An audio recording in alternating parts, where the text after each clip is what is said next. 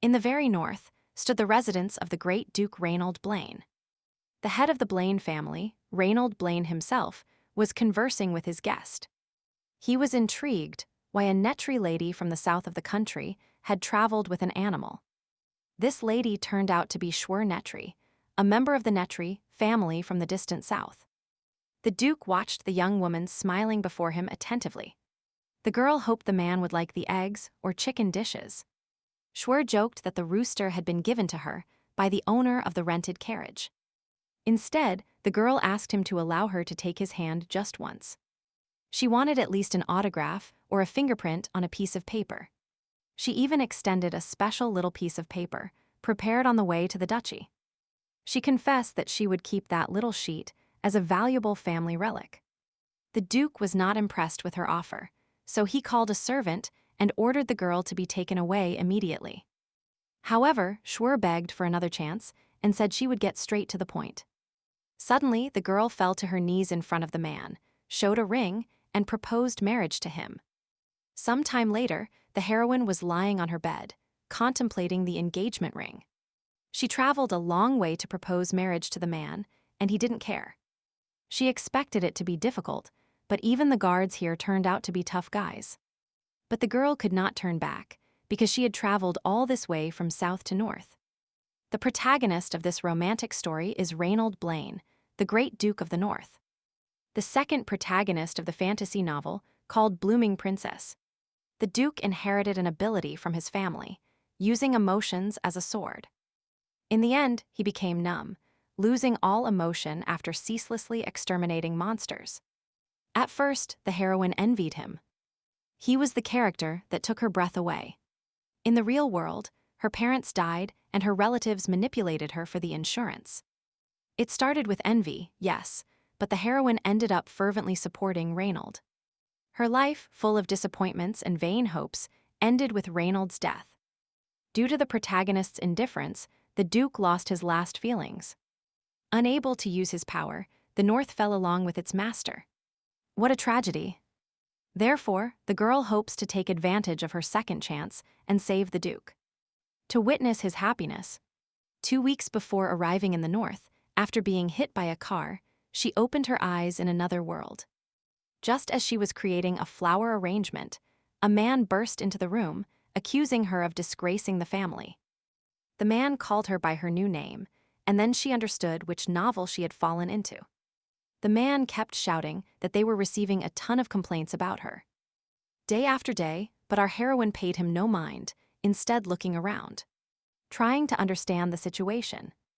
She understood that she was in the body of Schwer, the secondary villain in the novel of the Blooming Princess, the eldest daughter of the Southern Netri Duchy.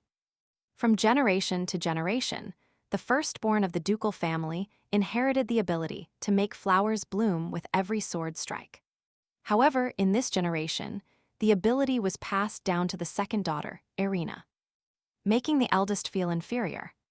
When that feeling overwhelmed her, the Duke's eldest daughter tried to poison the protagonist, Irina.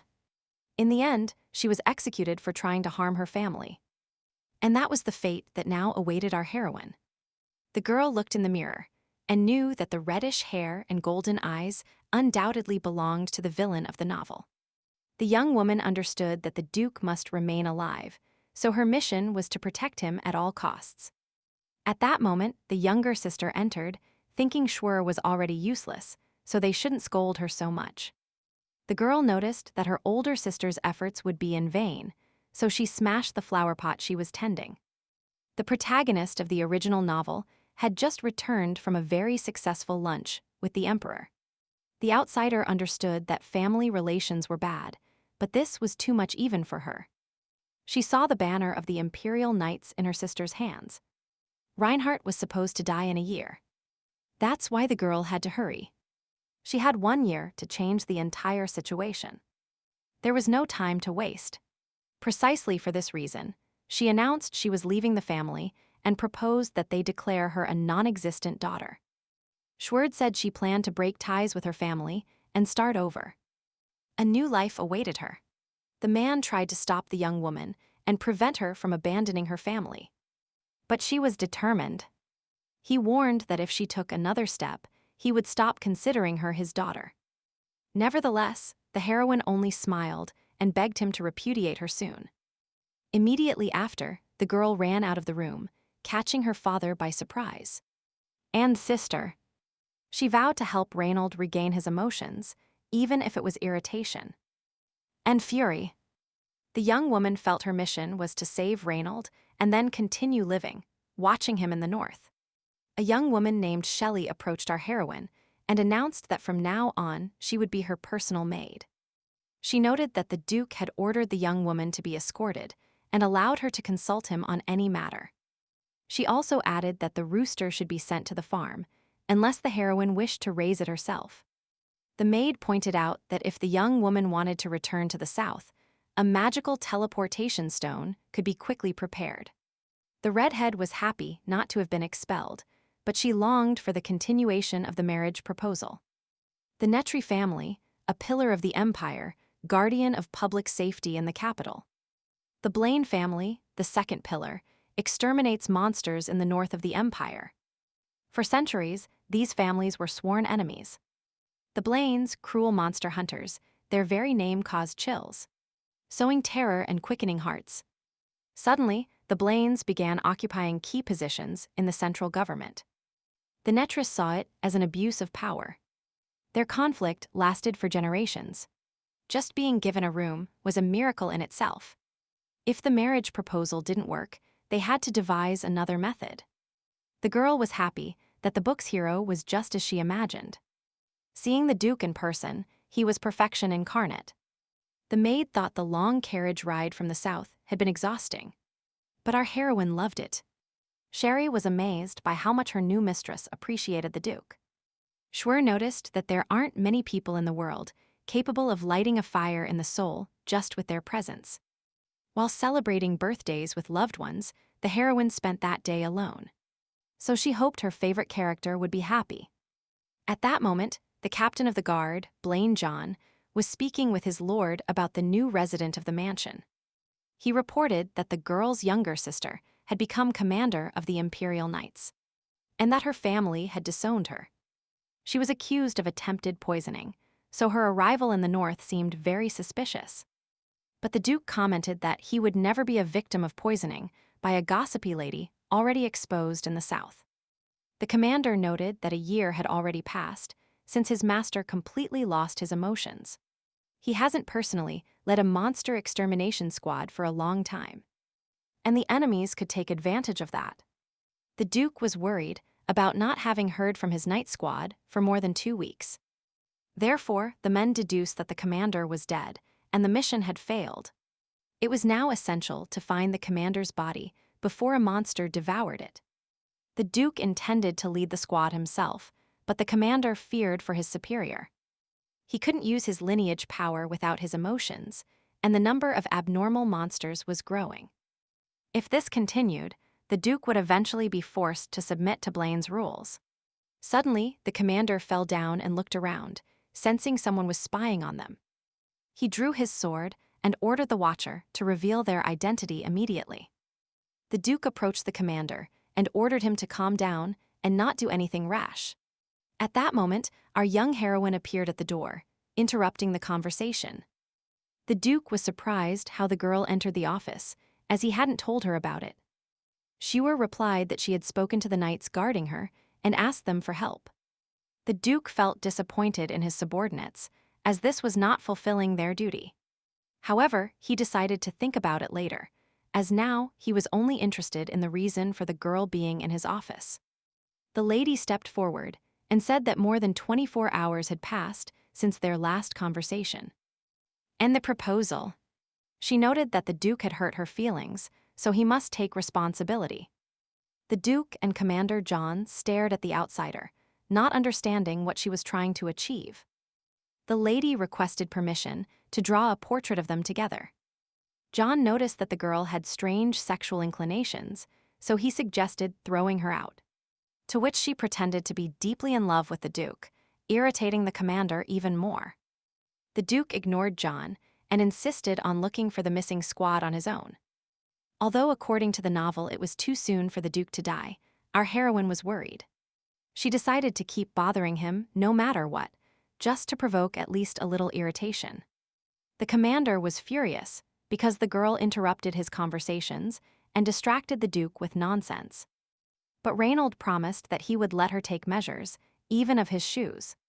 Schwer did not plan to stop there and ran after the man to ask him more questions. She stopped right in front of him and asked what pet name he wanted her to use after the wedding. The girl listed all the sweet nicknames she knew, just to occupy the Duke's time.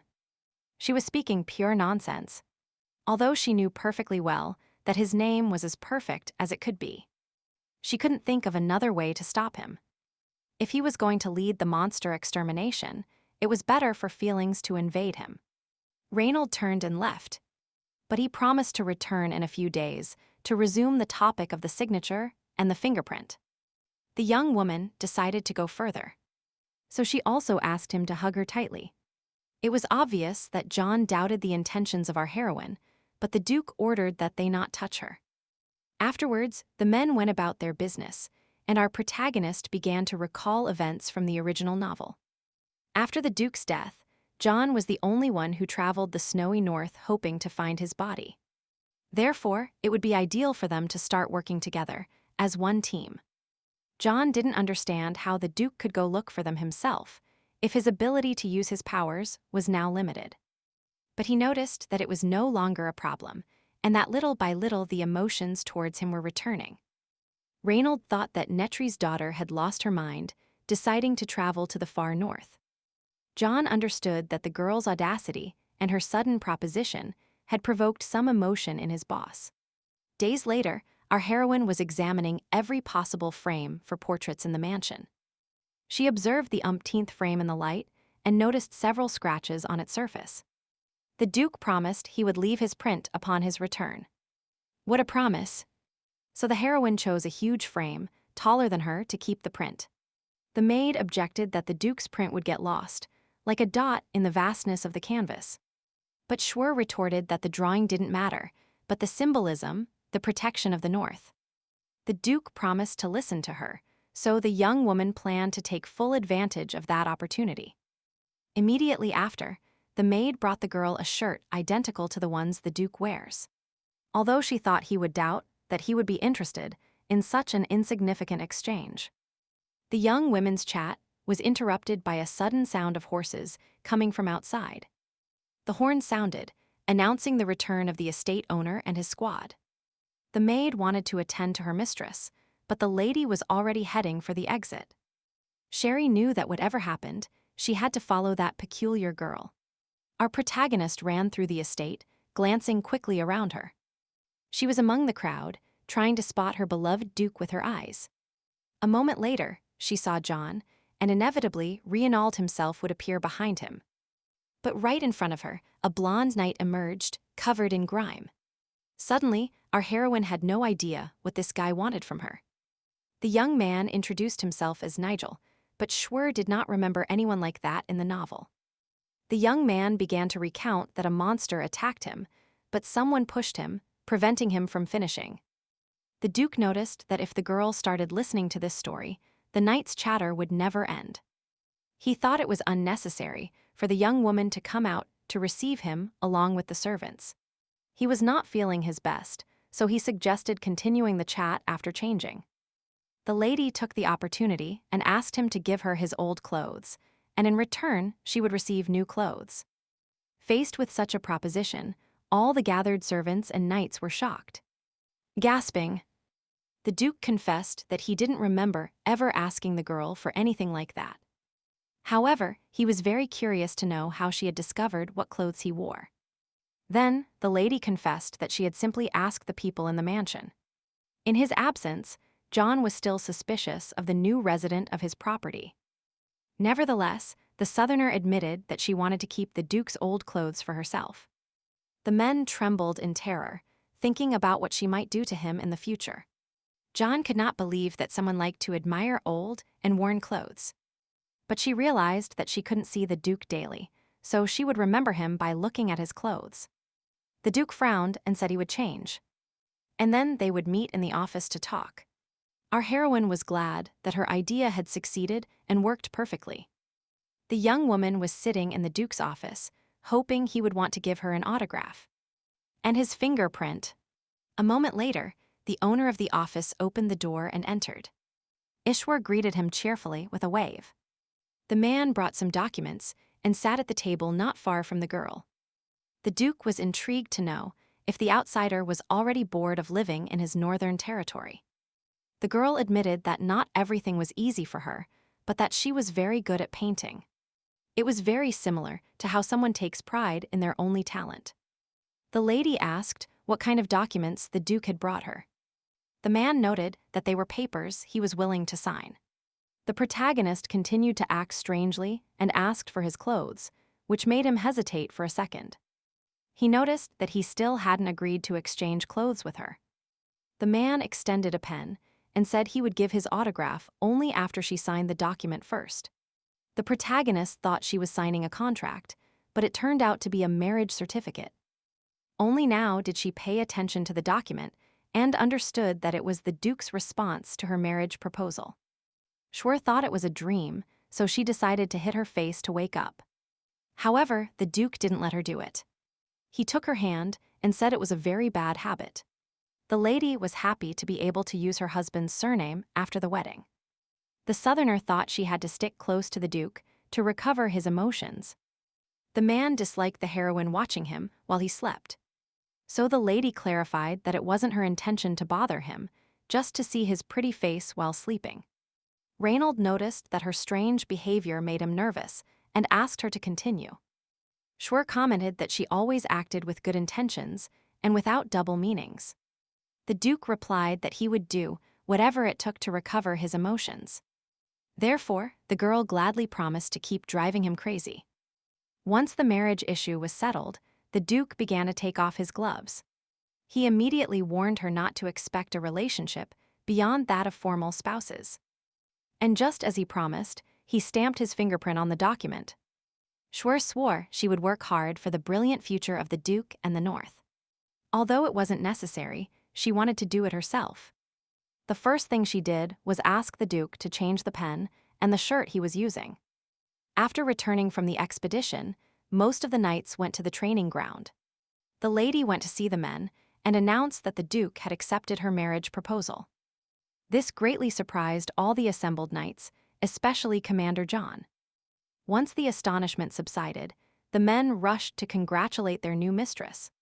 Even the butler Peter and the head cleaner Athena celebrated that the Duke was not alone. The knights bombarded their new mistress with endless questions. But John noticed that the marriage registration wasn't finished yet, so everyone backed to their posts. He told the new mistress that the girl was interrupting the knights' training. She had to leave. The lady admitted she only wanted to see how he trained her future husband. How romantic. John retorted that those basic exercises were unnecessary. His power and skill were immense. He hoped to scare Schwer away with that, but she only got even more excited. The knight insisted that the young woman leave and stop observing the practices. How stubborn. She noticed that the knights were nervous because of the new mistress's presence. They couldn't concentrate. Right in the middle of their discussion, Duke Reynald himself appeared on the training ground. He was curious to know why the Southerner was outside in such freezing weather. What a mystery. The butler and the housekeeper ran to greet their lord, showing great respect. The Duke instantly noticed that his fiancée was wearing the cloak he uses on expeditions. The young woman confessed that she simply asked for it, and they brought it to her, leaving a new pen on the table. Now the Duke understood what that unknown box on his office desk was. As expected, the Duke didn't care at all about the Southerner's actions. So filling the void in his emotions will be difficult. Ronald admitted that he expected such interest in his training from the swordsman's daughter.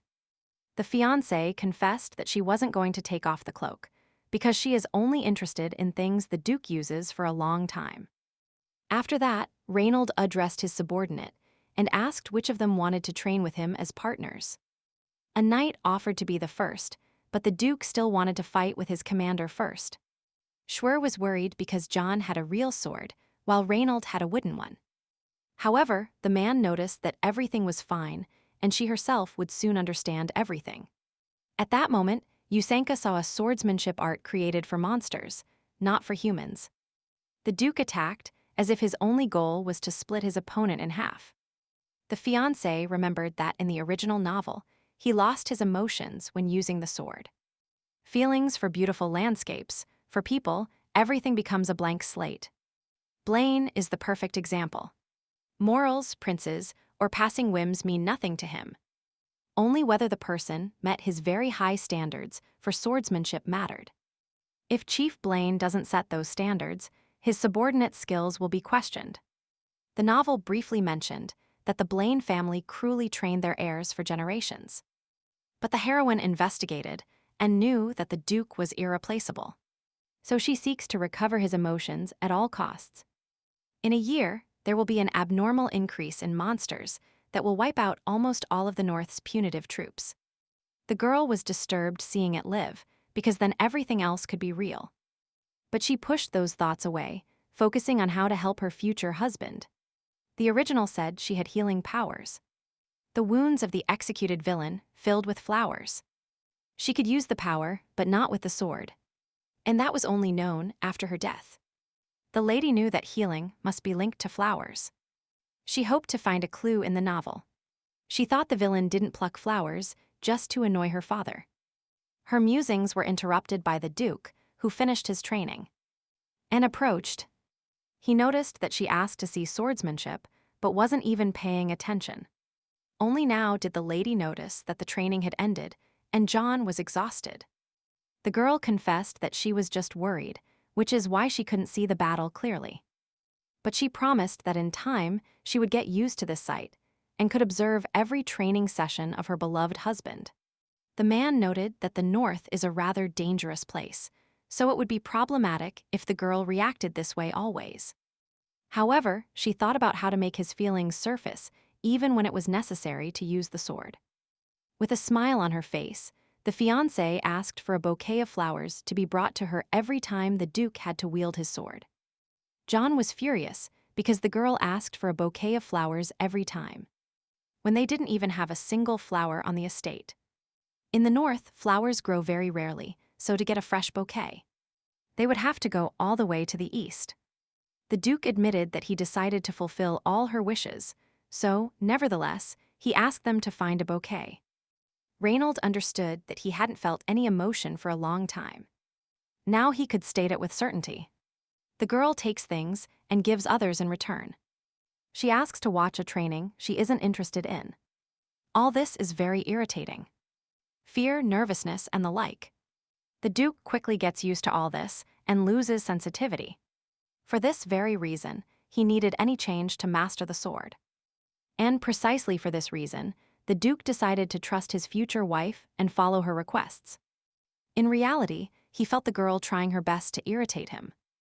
Meanwhile, his fiancée was in her room, asking the maid if there was any news. Schwer knew that finding flowers in the North in one day was very difficult, so she wanted to grow them. Even the maid admitted that the winter had been particularly harsh for flowers. But nothing else worked. The Netri power, the blooming energy of the sword, is only transmitted to one person per generation. In this generation, Irina bloomed like a poisonous flower, and the Duke's strength faded. But after the villain's death, flowers also appeared. The young woman didn't understand how two people from the Netri family could bloom in the same generation. But without a doubt, she needed the flowers to accelerate the power revelation process. If the key is cultivating these flowers, one must deviate from the original to awaken the power sooner. Just at that moment, someone knocks on the door and announces that the Duke is looking for his fiancée. The girl runs to the door and opens it wide. At the entrance stands her handsome future husband, with flowers in his hands. It turns out to be a single camellia branch, tied with a wide white ribbon. The Duke explains that they cut this branch from a tree in the greenhouse of an eastern marquis. The Duke admits that, in the current situation, finding a bouquet in one day is difficult. But next time he will try harder. The man confesses that it was John who saw the flowers during his return to the North. The Duke also points out that if the girl doesn't like flowers, she can get rid of them and wait for the next ones. But the fiancé hides the flowers behind her back and says she will be happy with any gift. She confessed that a gift cut by her future husband would make her happy. How could it not? After this, the Duke wanted to leave immediately, but the young woman stopped him. She wanted to obtain his permission to use the mansion's garden. As soon as Reynald left, Schwer asked the maid to bring her the fattest album and a vase. The young woman planned to keep the flowers and the wide white ribbon for the future. Carefully, she removed the ribbon and placed it right in the middle of the album between the pages. Sherry was surprised that her mistress wished to grow flowers herself. She immediately noticed that the Duke's fiancé took the flowers, and they began to shine in her hands. After contact with the girl, the withered flowers became fresh and full of life again. However, in addition to this, they emitted a very faint, yet still perceptible glow. The protagonist now understands that the real villain didn't want to annoy her father. She only saved dying flowers, and thus our heroine discovers a new ability. But the effect of her powers is very brief, which depresses our heroine a little. The girl thinks her strength lies elsewhere and asks a servant to give her her hand. Schwer carefully takes Sherry's hand and tries to concentrate on her inner energy. After a moment, she asks the young woman if she feels any change inside her. But without flowers, nothing happens. The heroine believes that healing doesn't work on people. The lady understands that she must keep trying to increase her power through flowers. Therefore, she decides not to put the flowers in a vase, but to plant them in the garden. But the maid reveals that the northern soil is frozen. And they fired the gardeners years ago. But the future Duchess didn't plan to give up and suggested starting to cultivate the soil little by little. The young woman wanted to start immediately, but the maid reminded her that it was late, and she had to get ready for sleep. The next day, an irritated Knight Captain John went to an audience with the Duke's fiancé. The young woman was reclining on her bed, while the maid applied a fresh cucumber mask to her. The knight was very annoyed, because he was forced to climb snowy mountains to find flowers. Sherry was frustrated because her mistress kept moving, causing the cucumber mask to fall off. In reality, the young woman was very excited to be able to participate in the meeting about the punitive expeditions.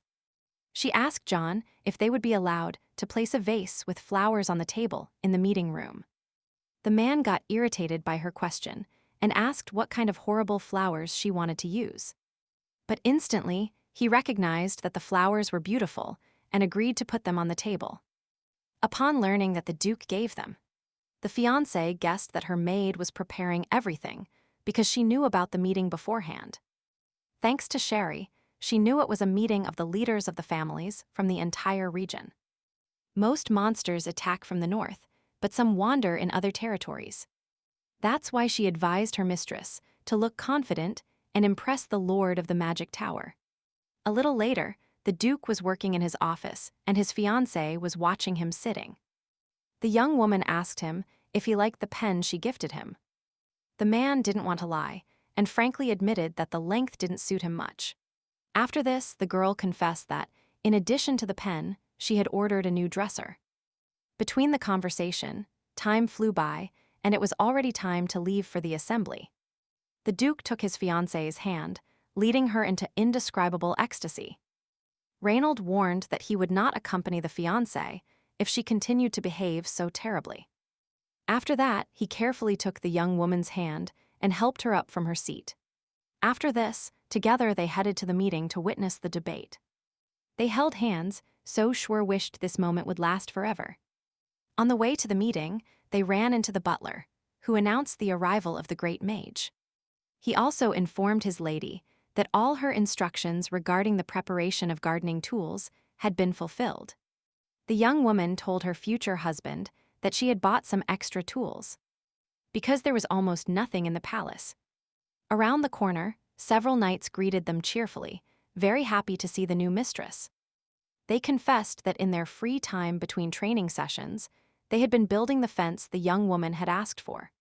The Duke noted how well his future wife communicated with all his subordinates. The lady confessed that they were the knights who previously guarded her room and asked them for help. As thanks, the girl asked her future husband to name the boys at their next meeting. Immediately after, Nigel addressed them, admitting that the new fence was wonderful. The Duke became increasingly irritated whenever he ran into people distracting them from their business. The first thing he did during the meeting was introduce his companion as the future Grand Duchess. Silence fell over the table, as those present did not expect such a rapid development of events. Riley, master of the magic tower, responsible for sending mages and magic stones, doubted the young woman's well-being. He opined that the marriage had been imposed by the Marquis, and that it would be very difficult for the girl to be in the north. All mages on the continents obey the magic tower, and only the supreme mage can supply them. In other words, Riley helps search for and kill monsters, provides magic stones for the expedition to the north, and is key to the duchy's long-term plans.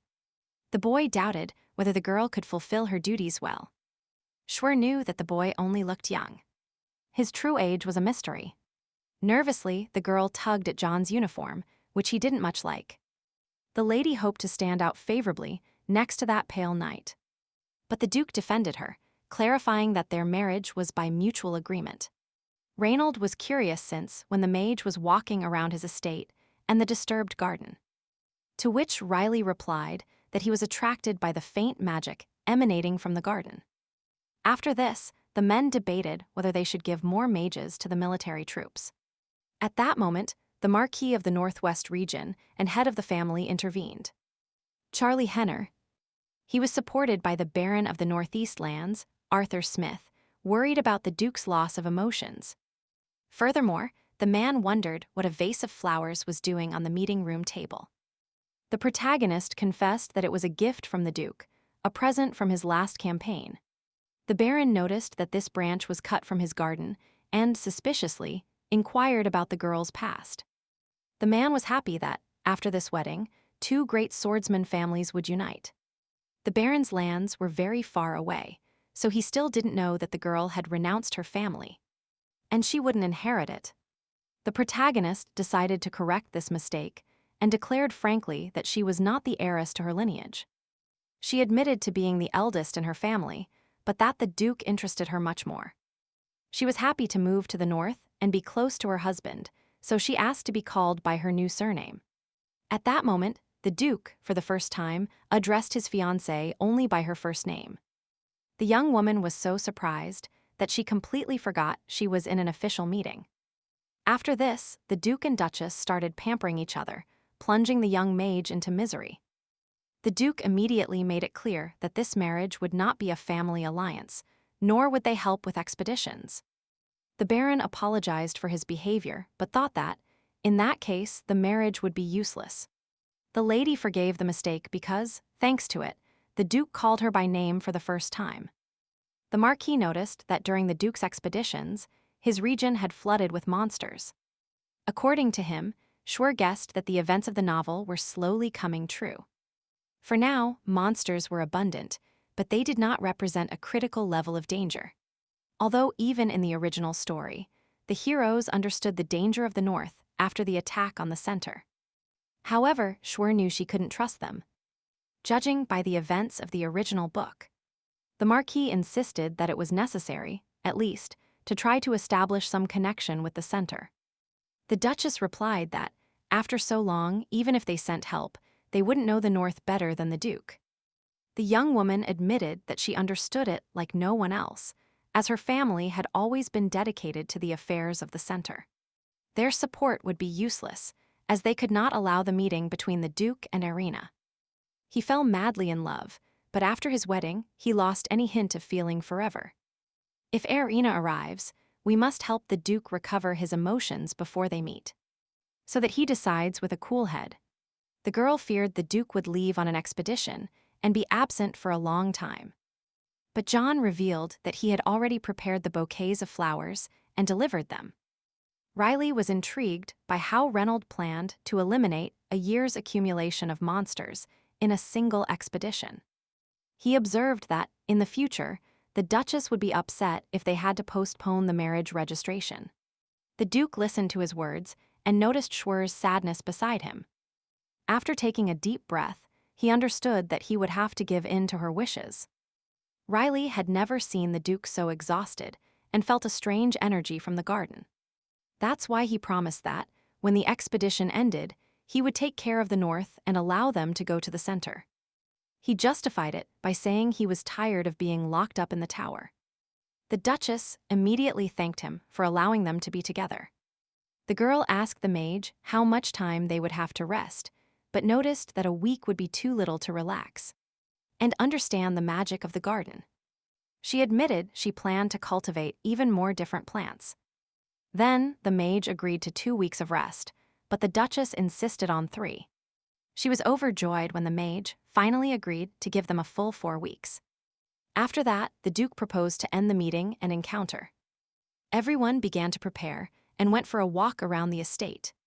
The first thing our heroine did was go see the fence the knights had made for her. It was very beautiful and seemed robust enough to stand on its own. Just then, the knights approached, carrying boxes with equipment in their hands. They asked if the new mistress liked the wooden fence they had made.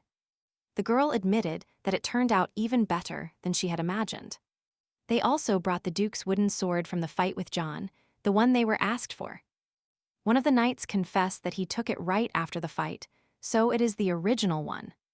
The maid noticed that craftsmanship takes a long time, so her furniture will arrive later. The knights finished the fence and asked if anything else was needed. The girl confessed that she wanted to plant the Duke's first gift there, to treasure it. She begged the knights to tell her stories about her future husband's expeditions. Meanwhile, he remained in his office, absorbed in state affairs. The mage, lying on the sofa, mused about the future Duchess's character. Reynald noticed that this strange young woman felt not the slightest shame. The mage found it strange that the Duke finished another meeting so quickly. So he asked how long it would take them to leave for the next expedition. Reynolds wondered why the mage stayed in his office instead of going home. Riley admitted that he would wait there, as he would watch the garden anyway. The Duke called him suspicious. Why would a mage prefer his tower and not go out? But he noticed that he made an exception for the magical energy of the garden. After that, the Duke understood that arguing with the mage was useless. Suddenly, an idea came to Riley. So he spoke in a sweet and tender voice. He decided to check if the great Duke of the North had regained his emotions. Then, the boy used the magic circle and went to the future Duchess. It was more fun. A sudden gust scattered the papers and left chaos in its wake. The Duke became irritated hearing the knights and his future wife talking in the street. Schwer was still tending the garden and installing a fence for the camellias. The girl didn't realize when the mage appeared beside her. Not at all. He confessed that he felt a strange magical energy. That's why he came to investigate. Riley noticed that it came from a small camellia branch stuck in the ground. Although the energy flow was very weak, it could be clearly felt. So the future Duchess pretended she was only taking care of the fence. She offered the mage to check anything, but not that spot, although there was nothing else. Instead, the girl was very interested in knowing if the mage had magic stones that controlled temperature. She explained that she could use stones to cultivate trees in the garden. The mage pointed out that he would like to get something in return for his help. Because in reality, magic stones that control temperature are very rare. Schwer knew that not just anyone could create a magic stone, and their quantity is limited. Even fewer people can imbue those stones with power, but that was not the case for the master of the magic tower. The young woman noticed that her family's flowers were quite famous throughout the empire. So she proposed giving her first flowers to the mage in exchange for his help. She understood that Riley didn't believe her, so she asked him to look at the camellia she had planted. She demonstrated that the flower she planted should now take root in the northern soil. The mage was sure that Netri's younger sister had inherited the family power. The future Duchess begged him not to pretend, as she knew the mage felt his own power perfectly. She affirmed that the camellia planted by her hands shone even at night. The young woman proposed that they confirm it with the maid if the mage didn't trust her. Riley thought about it for a moment and agreed to give the necessary magic stones in exchange for the flowers. Right after, the girl took the boy's hands, determined to thank him for his help. She confessed that she feared losing the Duke's first gift. That's why his help was crucial. The boy was shocked by this attitude, and without thinking twice, immediately withdrew his hand. Schwer begged the mage to treat the camellia with care. It was the Duke's first gift. She gave the mage permission to care for the flowers as long as he wished. And she left for her business. Riley noticed that all conversations with the young woman always started and ended with the Duke. Even he realized that the girl's attachment to Reynald was more than evident. However, the boy doubted whether those feelings could truly be considered true love. After this, he examined the camellia closely once more and created a magic circle to teleport. The boy found it very interesting that, in this generation, two sisters had inherited the power. Meanwhile, our heroine fled through the mansion, ignoring the pleas of her servants. The young woman ran to her room. She longed to see the new flowers that awaited her. Right in front of the entrance to her immense chambers, she ran into Knight John. The man carefully opened the room door, and she immediately sensed the floral scent. There, in the middle of the room, facing the entrance, was the Duke, surrounded by hundreds of flowers. He noticed that the young woman was terribly late for the appointment she had promised him. The scene was so beautiful that Schwer was unable to utter a single word. The Duke didn't expect Riley to agree to take care of the North, so he ordered many flowers to be prepared. Our protagonist saw the immense amount of flowers and worried about the amount of emotions her future husband would require. The Duke was planning to leave for a month, but with the help of a mage, it could be only a week. And the girl herself helped him greatly in fighting the dark energy. The protagonist asked her future husband to take a small step to the left, then to take one of the hundreds of bouquets of flowers and turn approximately 9 hours. The Duke couldn't believe the girl was asking for flowers just for this, but the Duchess was delighted with this perfect combination of black and red. Reynald did not expect such a reaction from the girl at all, so he simply remained silent. The protagonist was happy that, after obtaining the magic stones, her gardening would improve. The Duke was surprised that the mage agreed to give the magic stones so easily. The girl didn't manage to answer when a magic circle appeared behind her, right in the air.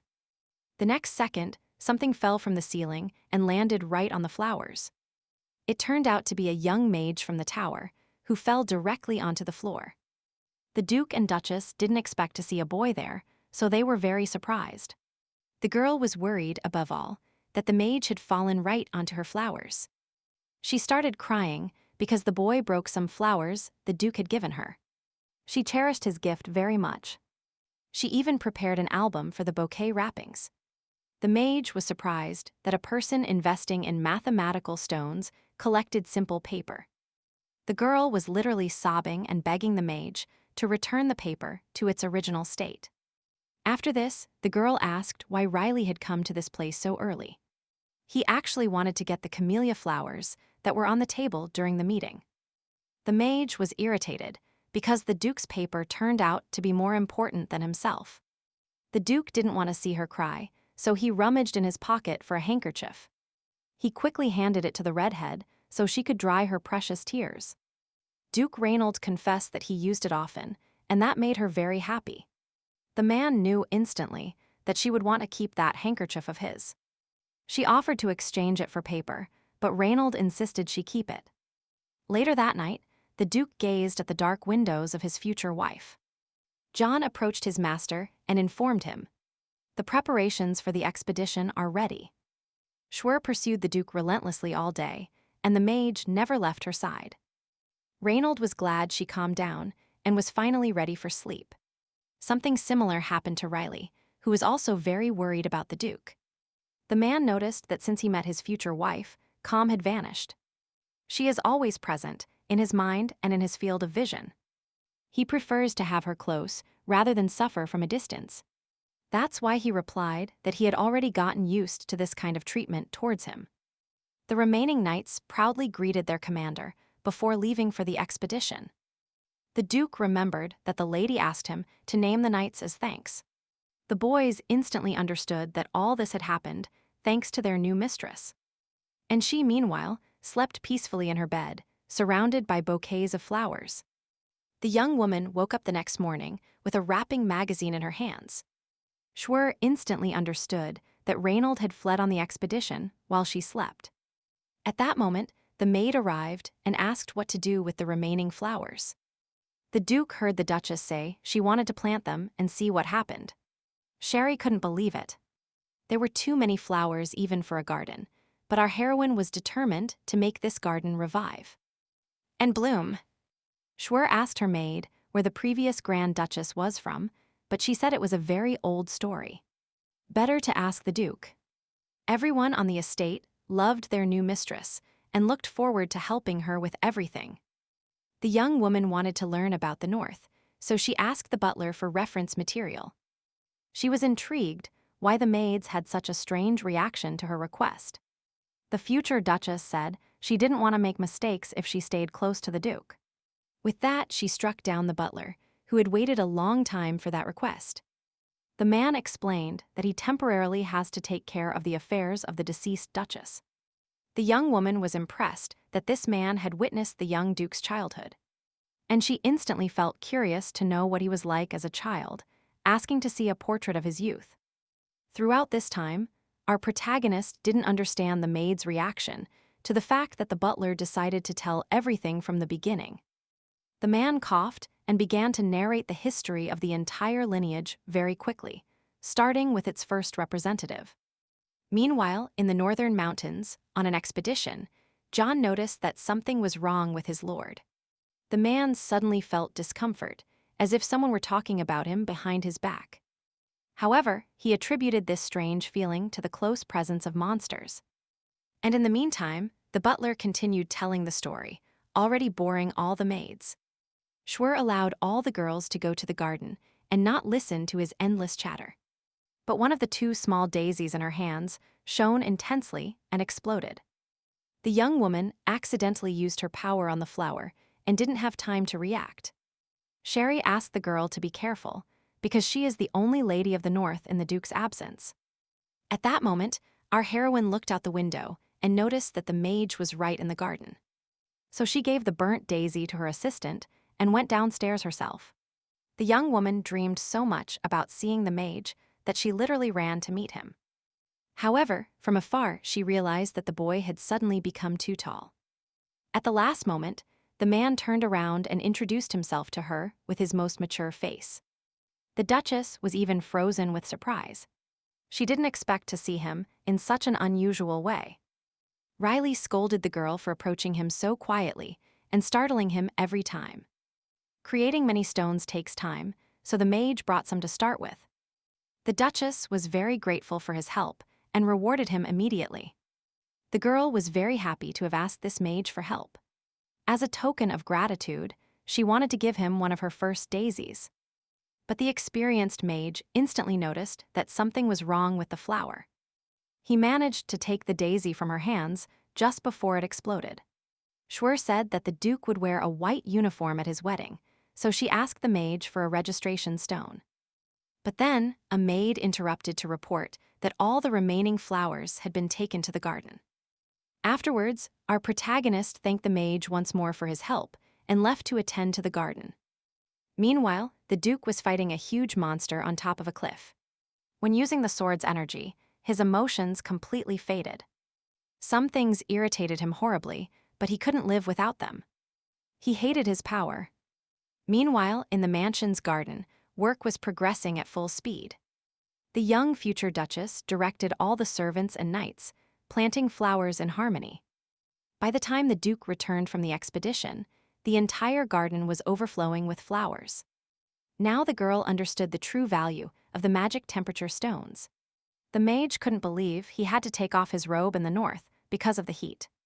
He even supposed that the butterflies should appear soon. What madness! She loved her flowers and didn't want to give them to the mage. But she consoled herself by thinking of the Duke. Schwer noticed that Riley only truly cared about the flowers on the first day. But she didn't understand why. So the mage always came to her garden. At that very moment, in the distance, the girl spotted several familiar knights. This could only mean that her future husband had finally returned home. So our heroine rushed out to welcome her fiancé. But he greeted her with a cold and expressionless look. Completely glacial. Although the girl had prepared in advance for this peculiarity of the Duke. She, proudly, told him that the garden could be seen from his office window. The man immediately supposed that she had snooped in his office and stolen something. And he was right, because our protagonist had taken several of his things. But she reassured him by telling him she had only taken a chair and some furniture. Schwer covered the Duke's eyes for a moment, planning a little surprise. Even Knight John was surprised by the number of flowers that grew in the north. The girl already explained that she planted the flowers the Duke had given her. The man took his hands away from his eyes and agreed to take a look at the garden. But Schwer insisted that he see it through his office window. The Duke decided to please his future wife and went to change clothes. The flowers did not impress him. He had never been too interested in the garden. He understood that the girl just wanted to show off the flowers. She was still the same as before. That only meant one thing. The only one who had changed was him. He often saw, heard, and lived in a world he had never given importance to. The man noticed that everything in his office was new, and his family crest hung everywhere. He didn't understand why the girl had ordered him to go to the office and wait for her signal. Suddenly, a loud cry echoed outside. It was Schwer calling Reynald from the street. The man looked out the window and saw the girl actively waving her hands at him. He thought that in this way the girl was asking him for a new dress for herself. However, she said he was mistaken and that he needed to see the overall picture. The heroine got tired of hinting and told him directly to look at the entire landscape. Only then did Reynald take his eyes off her face and look at the flower field below his window. The girl was having fun and dancing in a huge heart she had made with the planted flowers. At that moment, the Duke's heart beat faster. Something was agitating him. The girl even added that she wanted to place a statue of the Duke in the center and crown it with flowers. However, she wouldn't mind at all if the man did it himself. But the Duke replied that the girl was free to do whatever she wanted anyway. He took a deep breath and laughed, seeing the world so colorful for the first time in a long time. Soon the day came to leave for the center. Riley and John went to say goodbye to the Duke and Duchess. The mage joked, saying he looked small because they were using child labor laws in his favor. Nevertheless, the Duke said the mage was trying to play small to manipulate others. In any case, Riley wished the future spouses well and told them to have fun and rest. After that, the door of their carriage slammed shut and the vehicle moved forward. The young woman wondered if there was any place in the center where she could find historical information about the Duke's family. She explained that this would help her get to know her future husband better. She also asked Reynald to show her his childhood portrait at least once a year. However, she noticed that she might find the necessary information in the central library. Originally, the Blaine clan was in the center, but due to expeditions, most of the clan moved north when they gained independence by agreement. After that, our heroine begged the Grand Duke to take her hand. She promised that this would help her overcome all the adversities of this world. The Duke decided to grant her request so that the girl would stop talking incessantly and leave him in peace. He extended his hand and allowed her to firmly grasp his palm. Our heroine's little hand looked very small compared to her future husband's large hand. Schwer knew that by this time, Irina must already be engaged to the crown prince. In the Netri family, there was a time when no daughter bloomed. So Irina received tons of proposals from suitors. Everyone wanted to gain the fame of her family and the great lineage of swordsmen. No one knew that the girl would be the heiress, so she proposed to the prince herself. She asked the prince to engage for 2 years, promising to demonstrate the sword energy and strengthen the empire until it was untouchable. The first meeting between Irina and Duke Reynald began a long time ago, with a handshake. That's why the girl wondered if the Duke felt anything special at that moment. But she was disappointed not to feel anything and see that she couldn't replace the protagonist. However, Schwer still didn't understand why her sister was so sure of blooming in 2 years. It was unlikely that the power would transfer while the eldest daughter of the family was still alive.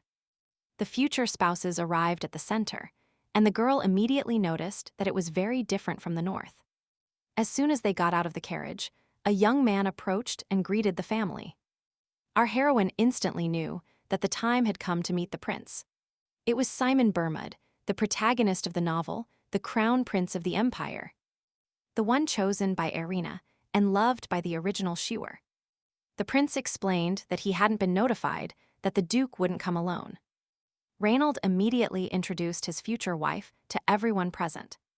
Simon was very surprised that the eldest daughter of the Netris chose such a husband. The prince proposed the spouses join for tea, which they had interrupted to welcome them. The heroine didn't understand why the prince acted as if he were seeing her for the first time. If in the original story he knew her feelings. The Duke was going to refuse the tea, but the prince noticed that his daughter, the Marquis, was there.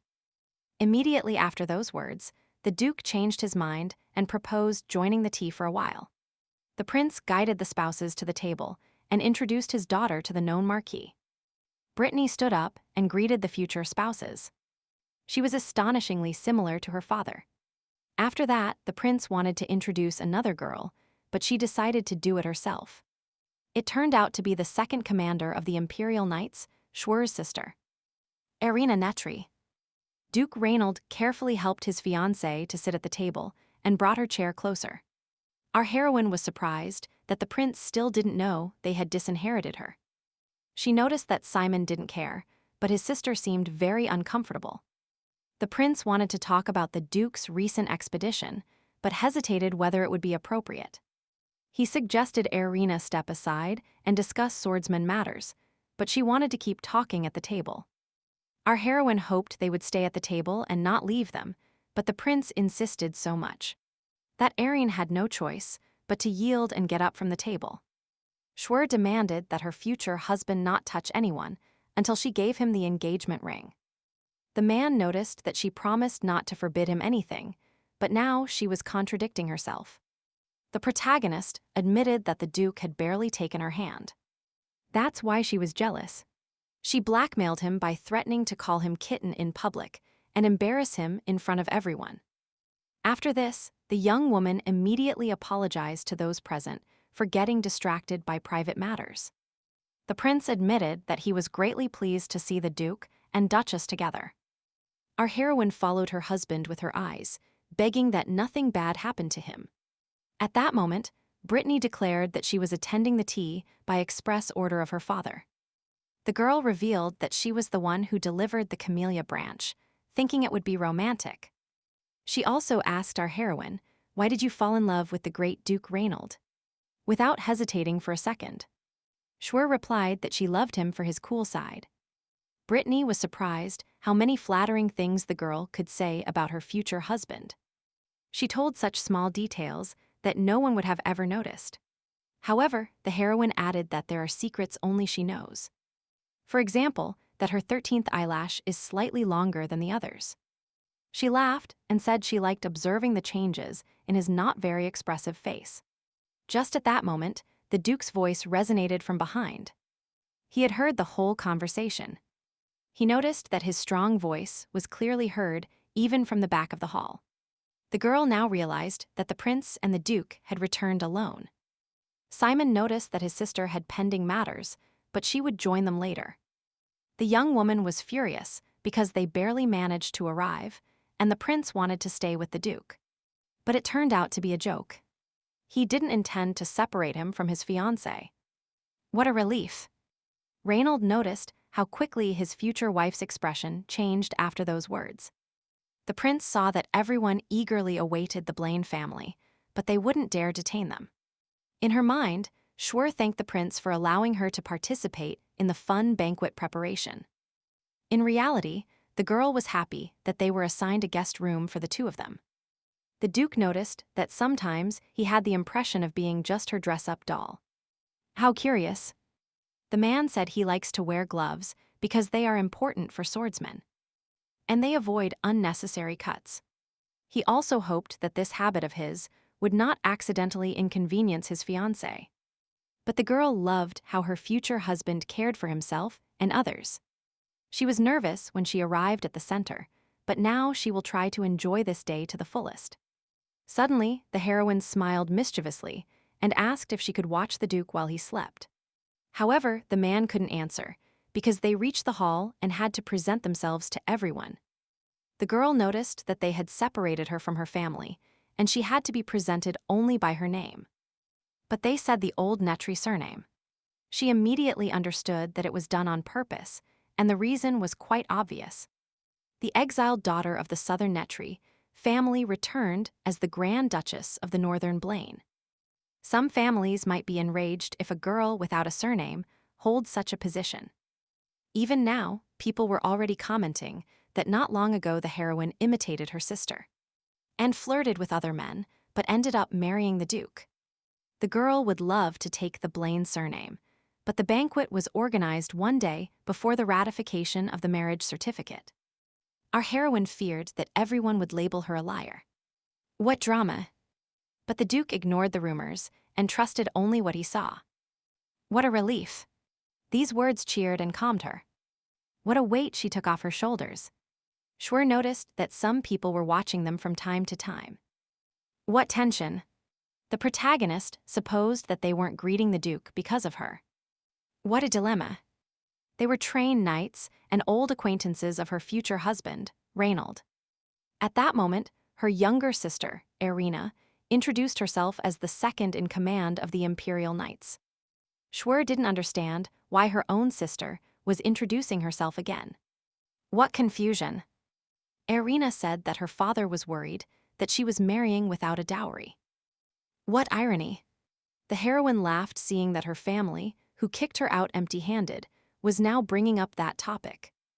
Irina was surprised to discover that her older sister did have a dowry after all. In reality, our protagonist wasn't referring to money, but to the rooster she had brought with her. Irina knew perfectly well that her sister was lying and was going to tell the Duke. But at that moment, the elder interrupted her and suggested the Duke chat with his acquaintances. After this, the man started looking around, searching for the person she was talking about. Not far away, he spotted several knights looking at him with admiration. They were his old acquaintances from the royal guard. So the Duke didn't mind chatting with them. He apologized to his wife and sister and headed towards the knights. Irina believed her older sister's love was unilateral, but the reality was different. The young woman thought to herself that she had gotten herself into a rather strange situation. Schwer said her husband was very handsome, but begged them not to stare at him. Irina didn't understand why her sister was saying that, so she asked her to be direct. She said she was engaged to Prince Simon, and Schwer advised her not to come to the north. Irina wondered why her sister married the Duke if the north didn't interest her before. But her sister only said that true love always comes unexpectedly. The Duke chatted with his known knights, although he watched his wife from afar. Schwer noticed and sent him a tender heart shape with her hands as a sign of her great love. Irina begged her sister to behave, as she still represented the Netri family. But our heroine wanted to annoy her younger sister, so she said it was a token of love. Then, Irina threatened that everything would end with her departure to the north, while she would live in the center. After this, the girl turned around and returned to her business. She seemed so furious that her subordinates even asked her if she was all right. At that moment, Lady Brittany approached our heroine with several girls. Schwer was incredibly happy to see a familiar face at this event. The girls noticed from afar that the younger sister treated the future Grand Duchess of the North with disdain. Brittany couldn't believe they actually believed the rumors about her good character. Schwer proposed forgetting that blunder and asked that the new ladies be introduced to her. The first was the Duchess of the Central Region, Angela, who became interested in her after talking with her father. Schwer was surprised to learn that rumors about her were already circulating in the Central Region. But everything became clear when the girl told her maiden name. It turned out she was the daughter of the Baron who was at the meeting recently. The protagonist noticed that the young woman seemed very young to be married and have a teenage son. Next, they introduced Sally, the charming daughter of the Count of the Central Region. Angela secretly told her that they had recently received an invitation from the Netri family. It seemed Irina was trying to gather all the nobility of the capital around her. She received a proposal from the prince and, in return, promised to unite the nobles of the center. Divided into 4 categories. The first supported the Netri family, the second learned the Blaine style. But they lived in the capital. In the third category were the supporters of the crown prince himself, Simon, and in the fourth were the neutrals, who did not support any of the previous 3 groups. But in reality, the neutrals did not support the influence of the Blaine family in the center, which persisted even after the North's independence. Therefore, the last category of people was the ideal prey for Irina. Inviting to meetings is a recruitment method, a step to isolate the North. According to rumors, His Highness Simon was also supposed to participate. Angela noticed that the imperial family always tried to be neutral, but Lady Irina's engagement is concerning. She was going to say something more about His Highness Simon, but suddenly stopped. In fact, Prince Simon himself was approaching the girls to greet them. He apologized for interrupting their conversation so abruptly and startling them. In reality, he wanted to talk to the Grand Duke, but he was too busy. That's why he wanted to tell his wife something about the Duke. In the original novel, the prince favored the North, receiving fencing advice from the Duke in return. But all that fell apart when they both fell in love with Irina. Schwer was not going to break ties with the capital, so she agreed to talk this time. She and the prince went out onto the balcony, although she refused his offer to have a drink. Afterwards, Simon asked her if she liked being in the center. Schwer happily noted that she loved the climate of the center. It was perfect for her. The prince kept acting as if they were meeting for the first time, although he remembered her well, because the real Schwer harassed him like crazy in the original story. Once she found him in the garden, holding a vase to water the flowers. That time, the prince begged her to stop sneaking into the garden using family influence. In reality, she knew he was already engaged to her younger sister. Immediately, and in revenge, the girl emptied an entire vase of water over the prince's head. The man, furious, asked her why she was behaving so horribly towards him. Schwer replied that she was just watering her flowers and that it had all been a terrible accident. Therefore, the heroine wanted to cut off misunderstandings at the root and confess that she had been disowned. But the prince already knew, which puzzled the young woman even more. He commented that many families disown their children for marital problems. Marriages of convenience are the norm. The girl became a little discouraged, realizing they wouldn't talk about the Grand Duke. She watched him from the window and saw that he wasn't holding anyone's hand, just as he promised. Schwer admitted that she had changed a lot because of her love for Reynald. The prince confirmed it. It was evident by how he constantly looked at another man in front of him. Schwer didn't know how to take it. She even thought the prince was drunk. However, he just laughed and said he never got drunk on champagne. He noticed that the girl was very intelligent and must have already guessed what he wanted from her. The prince pointed out that Irina was just his closest ally, nothing more, nothing less. After that, Schwer said that tomorrow she would become the Duke's official wife. They even had a shared room in the palace. Nevertheless, the prince said that, according to rumors, if it was someone close to Irina, the girl was willing to charm anyone, regardless of gender, status, or age. She remembered that she herself had proposed meeting from time to time, even if he got engaged to Irina. At that moment, the girl even had the thought of hitting the prince on the head with something so he would lose his memory.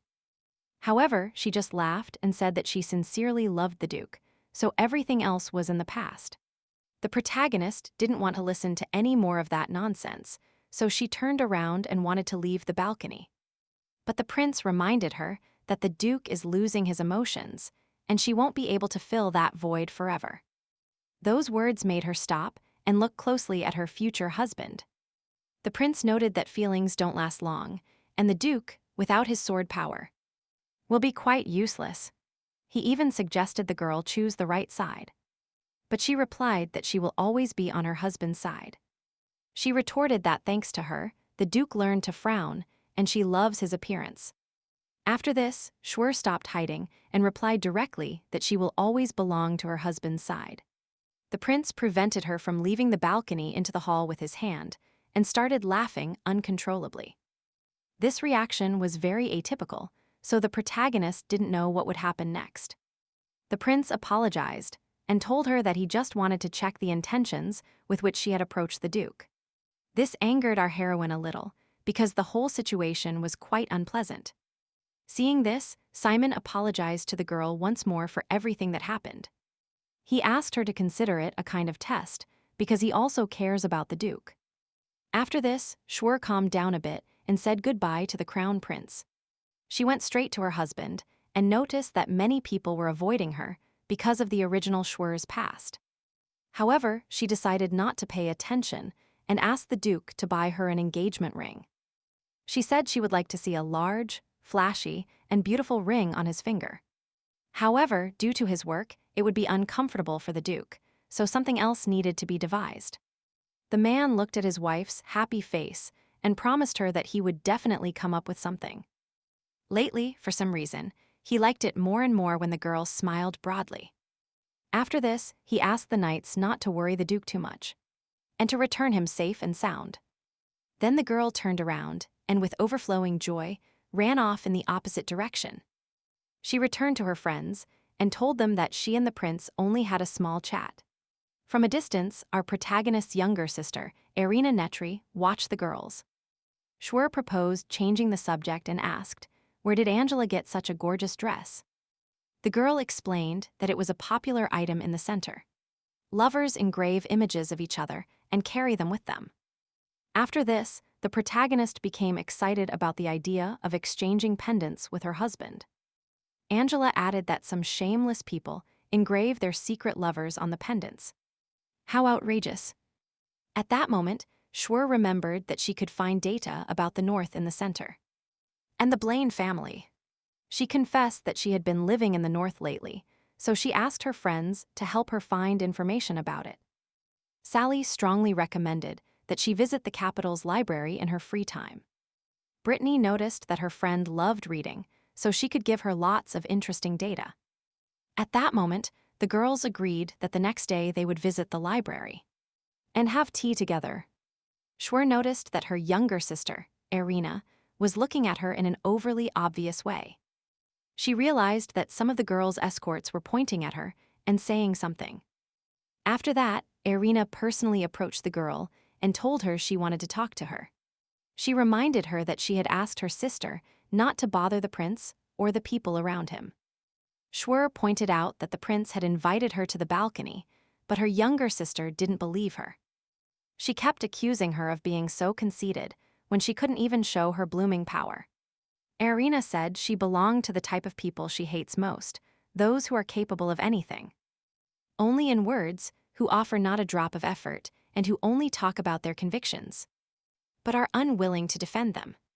And above all, she hates people whose greed far exceeds their limits. However, Schwer didn't take the bait and noticed that the girl had problems with the prince. Irina said she couldn't be at ease having an older sister who tries to snatch everything from her. Although Schwer tried to say she only wanted the Duke, Irina didn't believe her for a second. She ordered her sister to shut up and not get involved in anything, and then left. The Duke was talking to his knights, but he still observed the scene from a distance. He noticed that first Prince Simon and then Irina were pulling his wife aside. Reynald noticed that in the north she is always surrounded by people, but in the center she is alone. At that moment, one of the knights recounted rumors that Schwer is known for approaching people and discarding them after using them. Nevertheless, the Duke warned that if he heard anything like that again, he would know who started everything. The knight tried to justify himself, but Reynald was no longer paying any attention to him at all. He approached his wife and suggested they leave if she was already tired of the event. The young woman was pleased that her future husband showed such care and attention towards her. After this, the two left the ball and headed to their room to rest. The Duke was working with documents. When the heroine noticed that all his hands were covered in scars, she became curious to know at what age. And when those scars appeared. However, the Duke noted that the hands of any swordsman look more or less the same. The young woman thought she would like to get revenge on every person who caused that wound.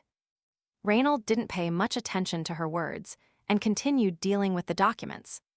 Schwer tried to distract him from work, so she told him many interesting facts. The Duke explained that the number of monsters in the north had increased, but they didn't know the cause. At first they supposed it was because of his rest from the expedition, but it turned out not to be so. Then the heroine understood that in the future, her husband would have to go to the mountains even more often. She recalled the prince's words about not being able to eternally fill the void inside him. So she asked what happened to the Duke's predecessors when they lost all their emotions.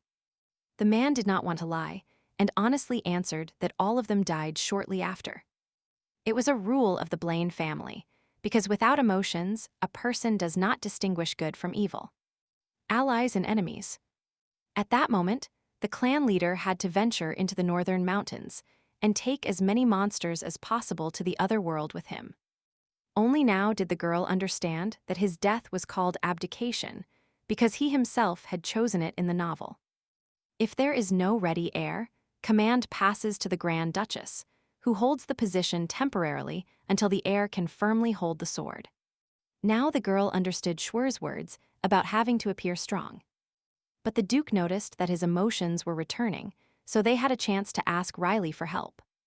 At that moment, the heroine made the final decision to awaken her power at all costs in this life. She began to ask the Duke, when did he start losing his emotions? And why did it happen? The man explained that emotions burned and faded until almost nothing was left. The first mass was lost so long ago that he only remembers the fact, but he remembers nothing from that time. The girl was terrified that, over time, the Duke would get used to her and stop feeling anything for her. The Duke suggested she not worry about it and go to sleep first, because he still had work to do. Schwer was frustrated because she was hoping to record the Duke's sleeping face on a recording stone. But he begged her not to look at him like that and better go to sleep. He still didn't understand why she wanted to watch him sleep, nor why she was so distressed. Deep down, the protagonist longed to know even the most insignificant details of the man she loved. That is precisely why she suggested the Duke pretend to be asleep for a while. She pretended to be afraid to sleep alone, all to convince him to do it. The Duke couldn't refuse that request. He was too shocked. He did not answer, and the girl became embarrassed and apologized immediately. She buried herself in the pillow and shouted that she hated his workaholic side. The Duke noticed that she was behaving like a little child. More work for the maids. At that moment, Schwer confessed that she wanted a pendant engraved with the Duke's face. The girl's face lit up when she saw that her husband was not refusing her whim. The Duke finally gave in, promising to sleep and finish the work tomorrow. They turned off the light in their room and cautiously lay down in bed. The man looked at his wife, not understanding her very strange behavior. The young woman confessed she couldn't sleep alone, but also not with her husband close by. Everything seemed like a dream. The vision of the Duke made her think it was unreal. By pure instinct, the girl raised her left hand and extended it slightly. With her hand, she gently touched the Duke, tenderly stroking his face. The man stopped that sudden contact and grabbed her tightly by the wrist. Schwer didn't understand the Duke's attitude. She asked him what the hell was wrong. Reynald carefully covered her eyes and asked her to go to sleep at once. And then he gently stroked her forehead, in no hurry to withdraw his hand. Schwer begged him to keep his hand there so she could fall asleep faster. Clumsy in his feelings, clumsy in his gestures. Everything about the Duke was rough, but it gave her peace. Only thanks to that did she manage to fall asleep quickly and rest before the big day. Afterwards, the Duke carefully withdrew his hand from the young woman's face and noticed that she was very noisy. He stared fixedly at his hand again, covered in scars everywhere. The man didn't understand what she saw in that hand to show so much interest. The next morning, the Duke woke up before the young woman, who was still lying in bed. She jumped up, thinking she would finally see the Duke sleeping. However, she looked around and realized that her husband was not in bed with her. The young woman thought it was all a dream, so she decided to enjoy it to the end. But she heard the Duke's voice beside her and instantly opened her eyes wide. She quickly sat up in bed and saw her husband changing clothes. He had many matters to attend to in the morning, so he had no free time. He sincerely apologized for accidentally waking his wife while getting ready. The young woman wished him a good day and excellent training with a smile. Just before leaving, Reynald reminded her that their marriage registration ended today. So he congratulated Schwer on becoming, from that moment on, Grand Duchess Schwer Blaine. After that, Reynald hurriedly left the room and closed the door behind him. Our protagonist was still in shock from what she had heard and couldn't move.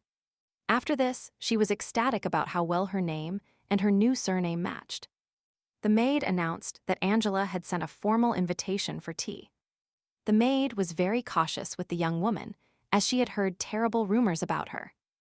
However, the Duchess only said she wanted to take the blanket and the pillow where she slept. Immediately after, Sally and our protagonist went together to the central library. There, the young woman introduced herself in public for the first time with her new name and surname.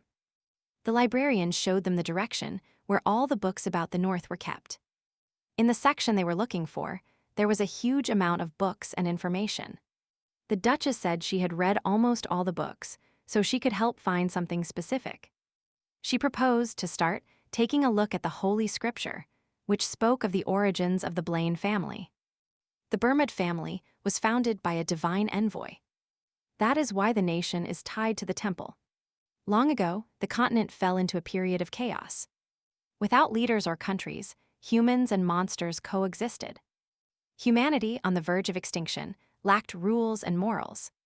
And in that chaos, a new power emerged. Netri believed in human redemption, protecting them from monsters. Blaine mercilessly punished those who broke the rules. Two forces with opposing principles clashed constantly. That is why Vermouth arose, acting as a mediator between both sides. The conflict intensified, so a god granted the Netri family the power to protect others. Blaine received the power to subdue and punish. And Vermouth left predictions on 5 tablets. Together with the two families, he founded an empire, and the divine power became known as the family sword. It seemed strange to the young woman that Blaine couldn't protect himself. Unlike Netri, Sally noticed the sadness on the girl's face and feared she had done something wrong. But instantly, the heroine smiled. Could she give her something else to read? The girl would try everything to save the Duke, rather than regretting doing nothing. Afterwards, the girls went to tea, where Angela congratulated the heroine on her wedding. The atmosphere was festive when the butler brought flowers for Schwer. The servant announced that the bouquet was a gift from His Excellency, Duke Reynald. The girl was happy that her husband kept his promise and sent her flowers. The girls noticed that the ribbon on the bouquet was more expensive than the flowers themselves. They explained that it was an expensive fabric used to make haute couture clothing. Schwer was surprised, since in the North he only gave flowers. Here he ties them with a ribbon. As evening fell, the young woman returned to the palace to attend another ball with her husband. She was intrigued by the reason why her husband was holding an additional bouquet in his hands. But the Duke realized that he still hadn't given her today's bouquet, although he promised. Then Schwer revealed that during the afternoon tea, she received a bouquet from the Duke. The young woman wondered who might have sent her those flowers without any note. She even assumed, for a moment, that they might be from Riley or John. At that moment, the doors opened and announced his lordship, Duke Blaine, and his wife, Duchess Blaine. Meanwhile, Riley was sitting on the hard ground, not understanding why our heroine wouldn't leave his mind. Beside him were the butler and the maid, examining the enormous statue of the Duke. They were deciding the best place to put the statue before the owners returned. Riley completely disapproved of that obvious admiration for the human body. Although he said he would watch the North, there was actually no need for it. The entire garden was covered by the Duchess's magic, and it was amazing. Unlike dark magic, sacred powers and magic do not demand sacrifices. But Blaine's swords are different. Even if they use the same magic and skill, the result is different from Netri's. Schwer mentioned that her younger sister had bloomed, but her magic was very similar to sword energy. Riley decided to watch the Duke, as he had obtained his power at an inopportune time. But something terrified the mage so much that he suddenly dropped the flower he was holding. He turned and saw a rooster beside him, with a black flower stuck in its beak.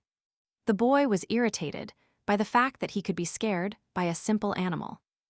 Meanwhile, in the center, John congratulated his lords on their official wedding. The man explained that he was visiting his brother at the training ground. That's why he missed the ball. He was glad that the girl received the bouquet, and his efforts were not in vain. Just at that moment, the girl was called by her friends Brittany and Angela. It gave the impression that they were plotting something and were ready to take action. The protagonist asked the Duke to chat with someone else and leave her alone for a while. He was intrigued by his wife's attitude, but decided not to interfere. The man noticed he had things to do in the near future. In reality, it was all a distraction for Angela to bring out the cake. So Schwer grabbed her husband's hand and dragged him to the center of the hall. The girl approached the cake and formally congratulated the Duke on his wedding. It was an adorable little cake with a heart, a lit candle, and their names. Schwer and Duke Reynald leaned over the cake together and blew out the candle. Immediately afterwards, the girl took a flower from her bouquet and decided to show off her gift. She smiled and nimbly tossed the delicate pink flower into the air, very high. Immediately after, the entire hall filled with thousands of falling petals. Rumors spread that the Netress lied by saying only the younger sister inherited the floral power. Reynald watched what was happening closely and suggested cutting the cake into pieces. The girl agreed, but asked that they not break the heart in the center. Since it is a symbol of their love, they should cut the part where the heart ends. The Duke was astonished by such a request. He said that even cutting the cake was a challenge. Just then, the prince approached and began to applaud loudly, congratulating them on the wedding.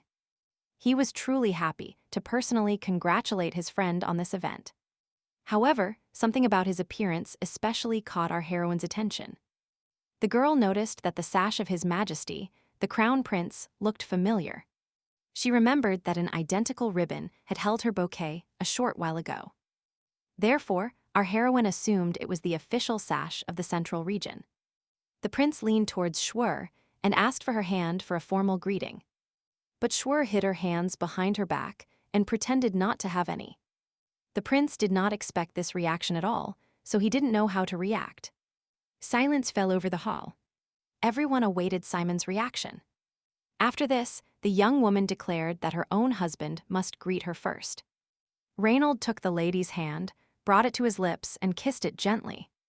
Meanwhile, the prince remained with his hand outstretched, waiting for his turn. At that moment, the heroine's father approached and reprimanded her for her rudeness. He approached the young woman from behind and placed his hand on her shoulder. Instead of greeting her, he began to scold her for not following protocol. But Schwer was not timid, so she removed her father's hand from her shoulder. With sarcasm, she commented that the Netress completely lacked manners. She apologized jokingly for her behavior and promised to send a bouquet to her father. Immediately after, she asked the maid to take that bouquet to the room and bring the one that was already there. The father smiled and commented that the spouses had a pretty good relationship. What a way to congratulate each other. The young woman looked at her younger sister and didn't understand why Irina still hadn't said a single word. Meanwhile, the Duke chatted with the prince about work matters and discussed the issues of the north. The prince reminded him that the duchy was still part of the Burmad Empire. Let's not forget.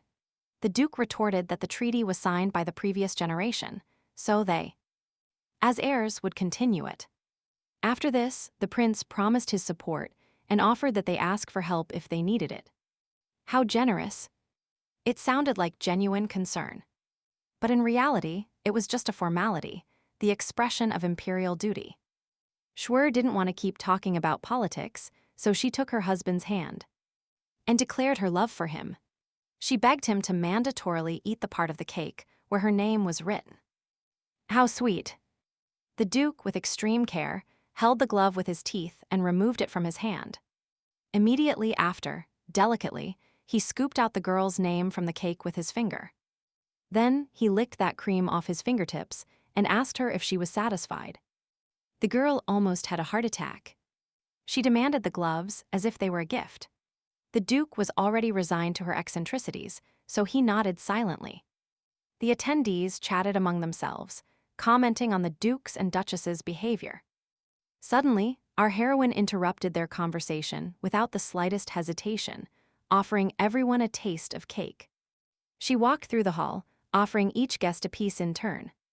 And with every guest, the girl engaged in pleasant conversation, smiling radiantly. Reynald watched from afar as his wife spoke kindly with the guests. Schwer noticed he was watching her, so she waved to him, apologized to her interlocutors, and asked permission to excuse herself with her husband for a moment.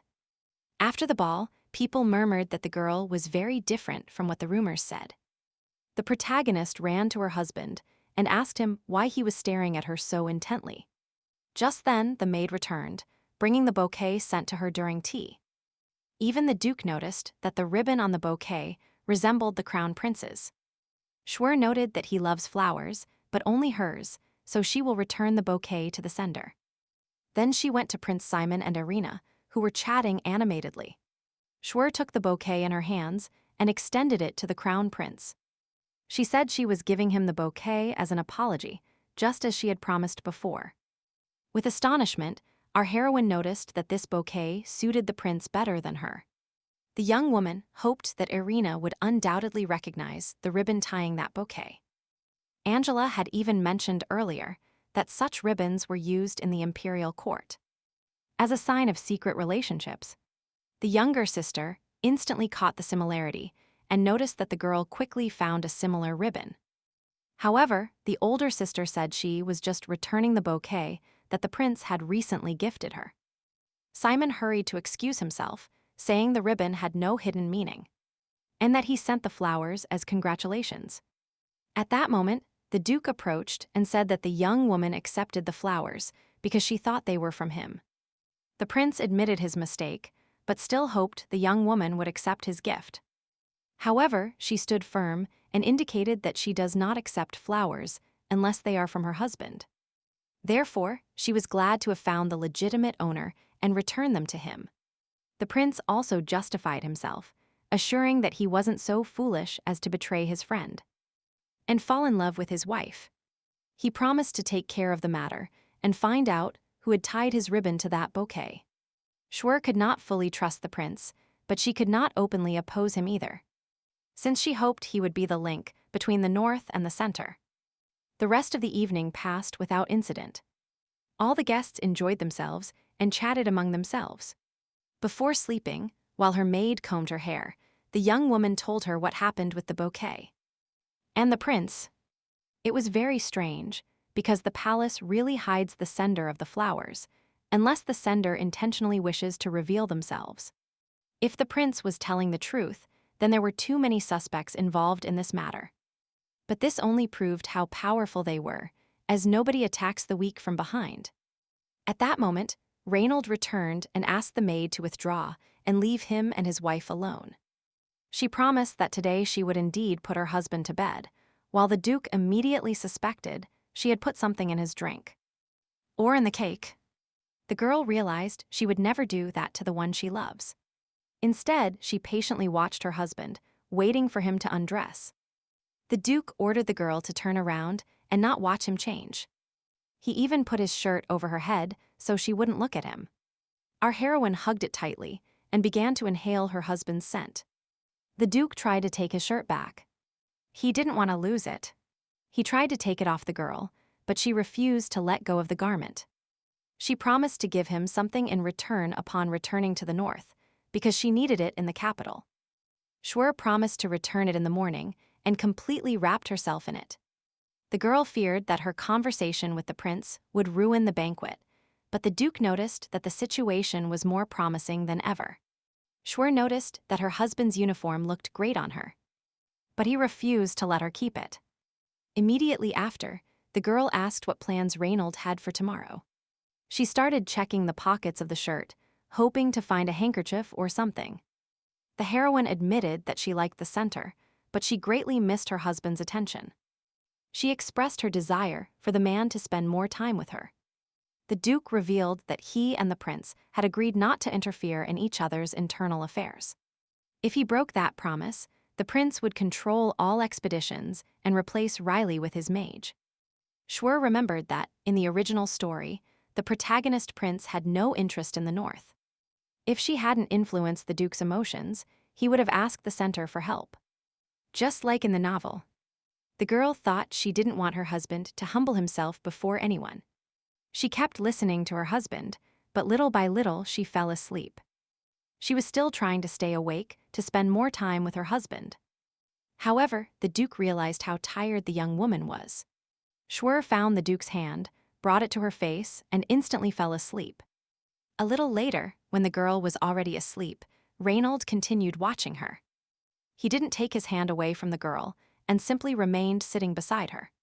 He silently contemplated his fiancée and tried to study her as best he could. The three founding clans of the Burmad Empire, Blaine and Netri, lived in harmony until the imperial clan controlled the other two. The engagement to Irina and the support in conquering the north underpinned everything. But Simon was the only one who opposed the imperial family's actions.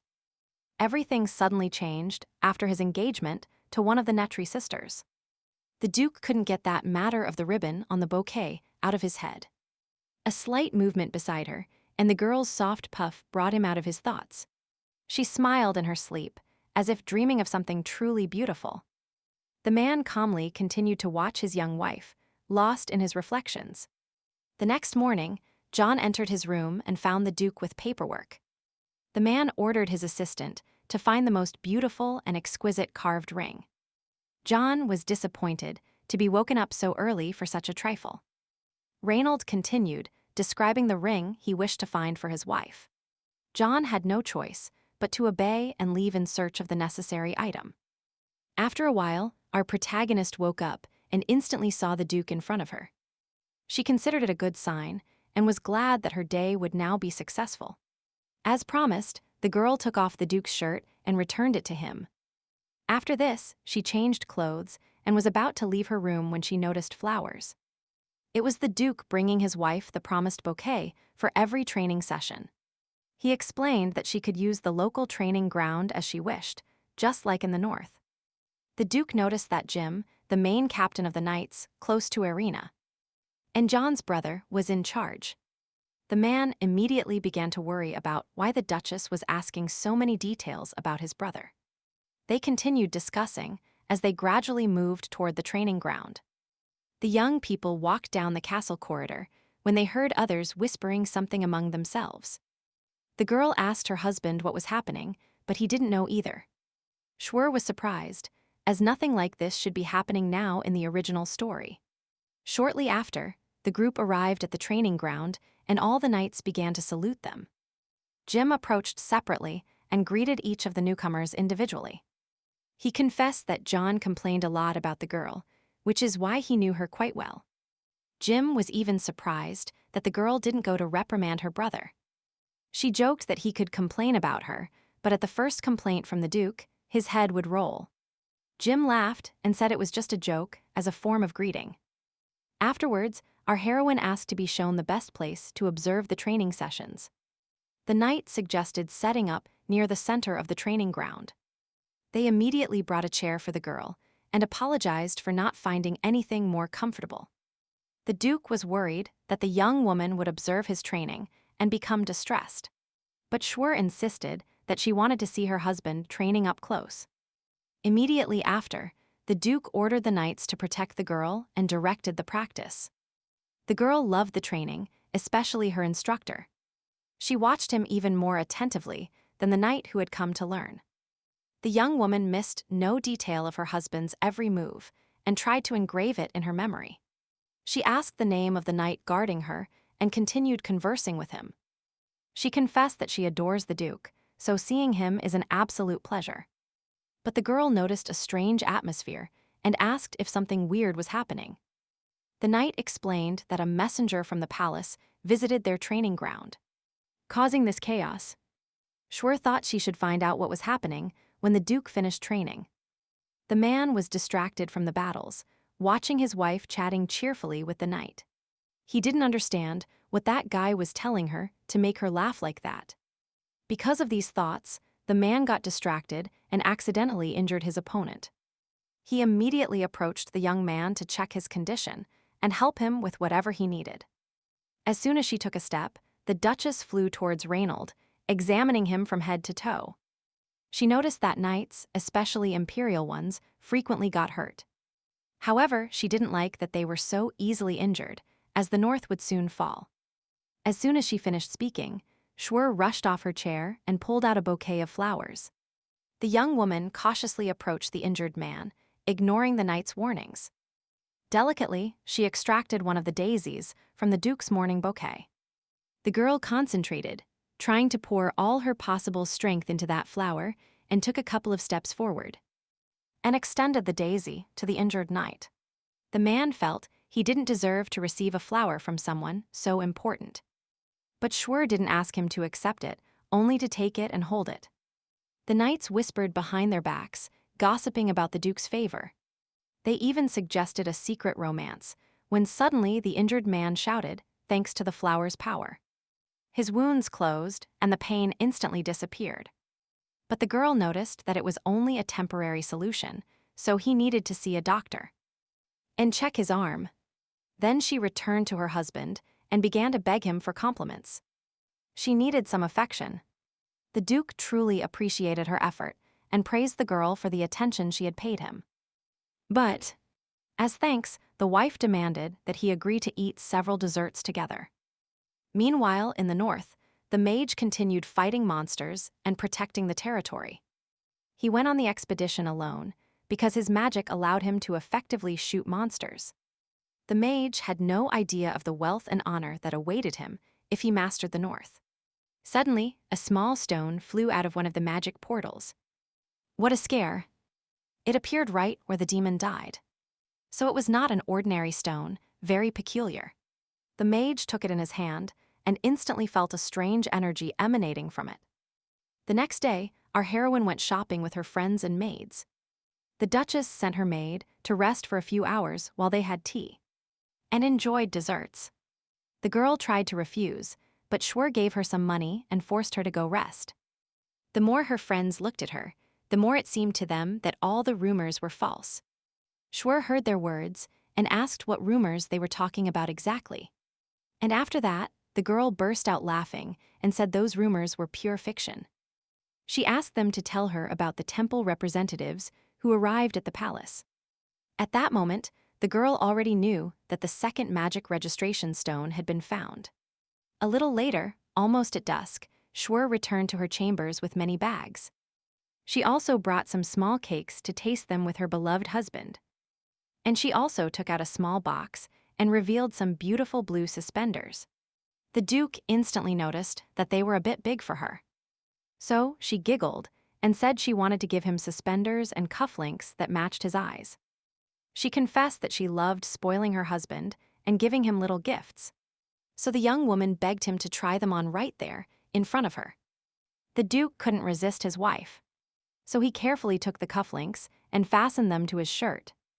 Schwer became euphoric seeing her gift on her beloved husband. She loved that they could spend time together like this, just like that. The second magic recording stone was found before the first one, compared to the original story. Irina's event will also be sooner, which could affect the Duke's death. So the girl longed to enjoy her time with her husband and resolve everything as soon as possible. Reynald noticed that lately his wife was devouring books about the north and the temple. He understood that this was due to the unexpected appearance of the cleric in the central palace. The young woman was distressed that the prophecy might be disastrous and related to the Blaine family.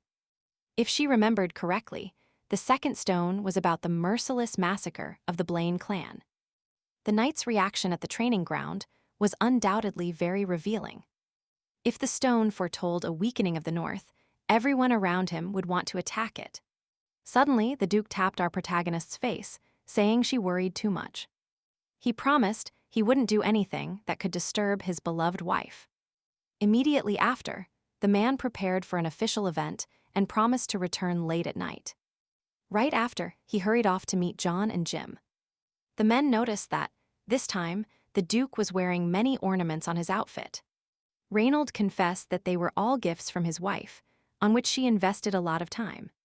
He explained that Schwer had become fatigued after the morning training and preferred to stay in her room. John was filled with worry upon hearing that the young woman had suffered a small mishap. At that moment, Jim inquired if the Duke had reciprocated his wife with any present. He affirmed that the young woman had put in so much effort that he should give her something in return, even if he didn't like those gifts. But suddenly, a tremendous scream resonated, and a man in peculiar uniform called out to his lord. He announced that he had found another recording stone, which amazed everyone present. An agitation took over the castle. Men in temple uniforms appeared everywhere, talking about the recordings.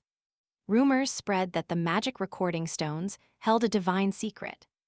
It is believed that there are 5 stones, and they are hidden throughout the continent.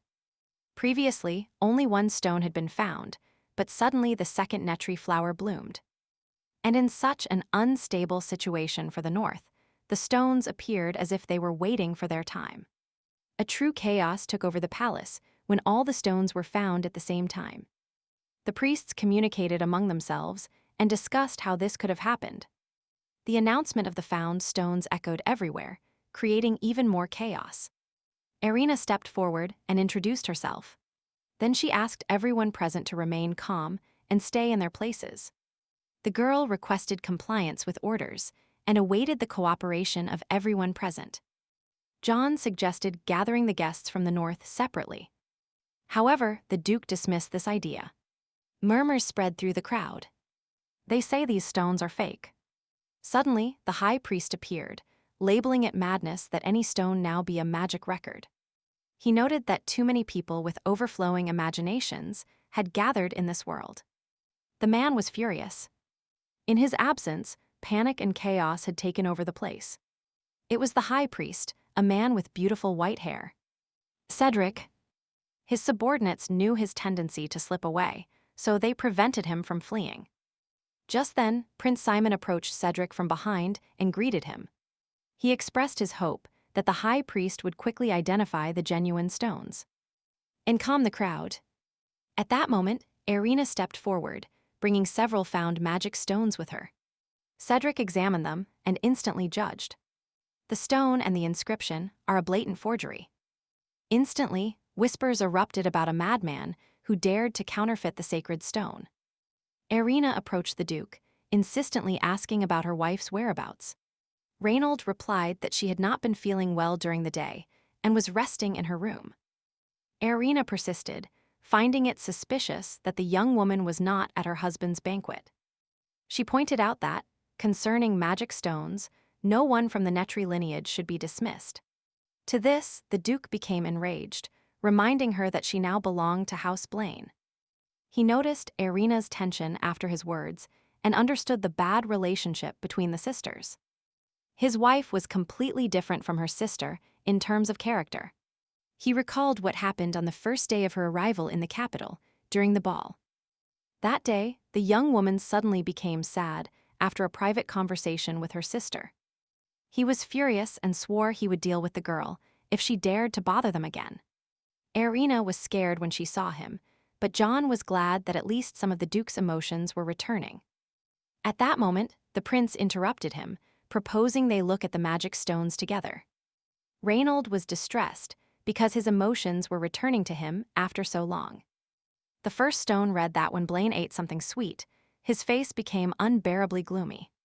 All the other stones had similar records, which did not seem like prophecies, and surprised everyone. The maid returned to her mistress and told her what had happened with the magic stones. However, she realized that the young woman hadn't had time to write on all the stones and hide them. She had been watching her the whole time and trusted her mistress. That's why she defended her. The maid left the room to speak once more with the knights and try to calm them down. As soon as the door closed behind her, our heroine also got up and approached the bed. There she slid a secret door and saw a hollow in the floor where stone tablets lay. The girl was worried that, because of the text, everyone would instantly guess who it was about. Carefully, she plucked some fragrant flowers and placed them in the hollow with the tablets. Those flowers were perfect for erasing tracks, but their aroma was truly repulsive. The girl dragged 12 stone tablets, so now her entire body ached. The empire was founded by a divine envoy who mediated between Blaine and Netri, and the magic stones served as crucial proof of this myth. Moreover, it is not just a forgery, but an act of defamation against two great families, which could shake the foundations of the empire. The girl had a headache, as she had spent a long time racking her brains trying to write fair compliments for Netri. Schwer was lucky that, thanks to the novel, she knew the shape of the tablets and how to distinguish a forgery from the original. After Reynald's death, monsters invaded the palace, and that's how she discovered the secret passage. That information would come to light after the Duke's death, so she preferred not to use it. Schwer didn't want to think about it and started slapping herself to push those thoughts away. What a relief! She just had to divert the North's arrow to the capital, forcing the temple to act.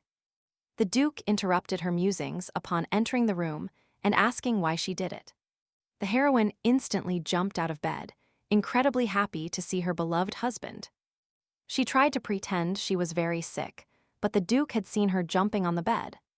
Schwer insisted on her role and begged the Duke to examine her hand. Suddenly, the man leaned forward abruptly, bringing his face close to the girl's face. In reality, he had only noticed a small pink petal in her hair. But what caught his attention the most was that the leaf had traces of soot. The man said they asked him to participate in the investigation of the tablet incident. Schwer instantly began to worry that her sister might blame the North for this. So she looked her husband directly in the eyes and confessed that she herself had forged the tablets. The Duke already knew. He was more interested in the reason behind her action.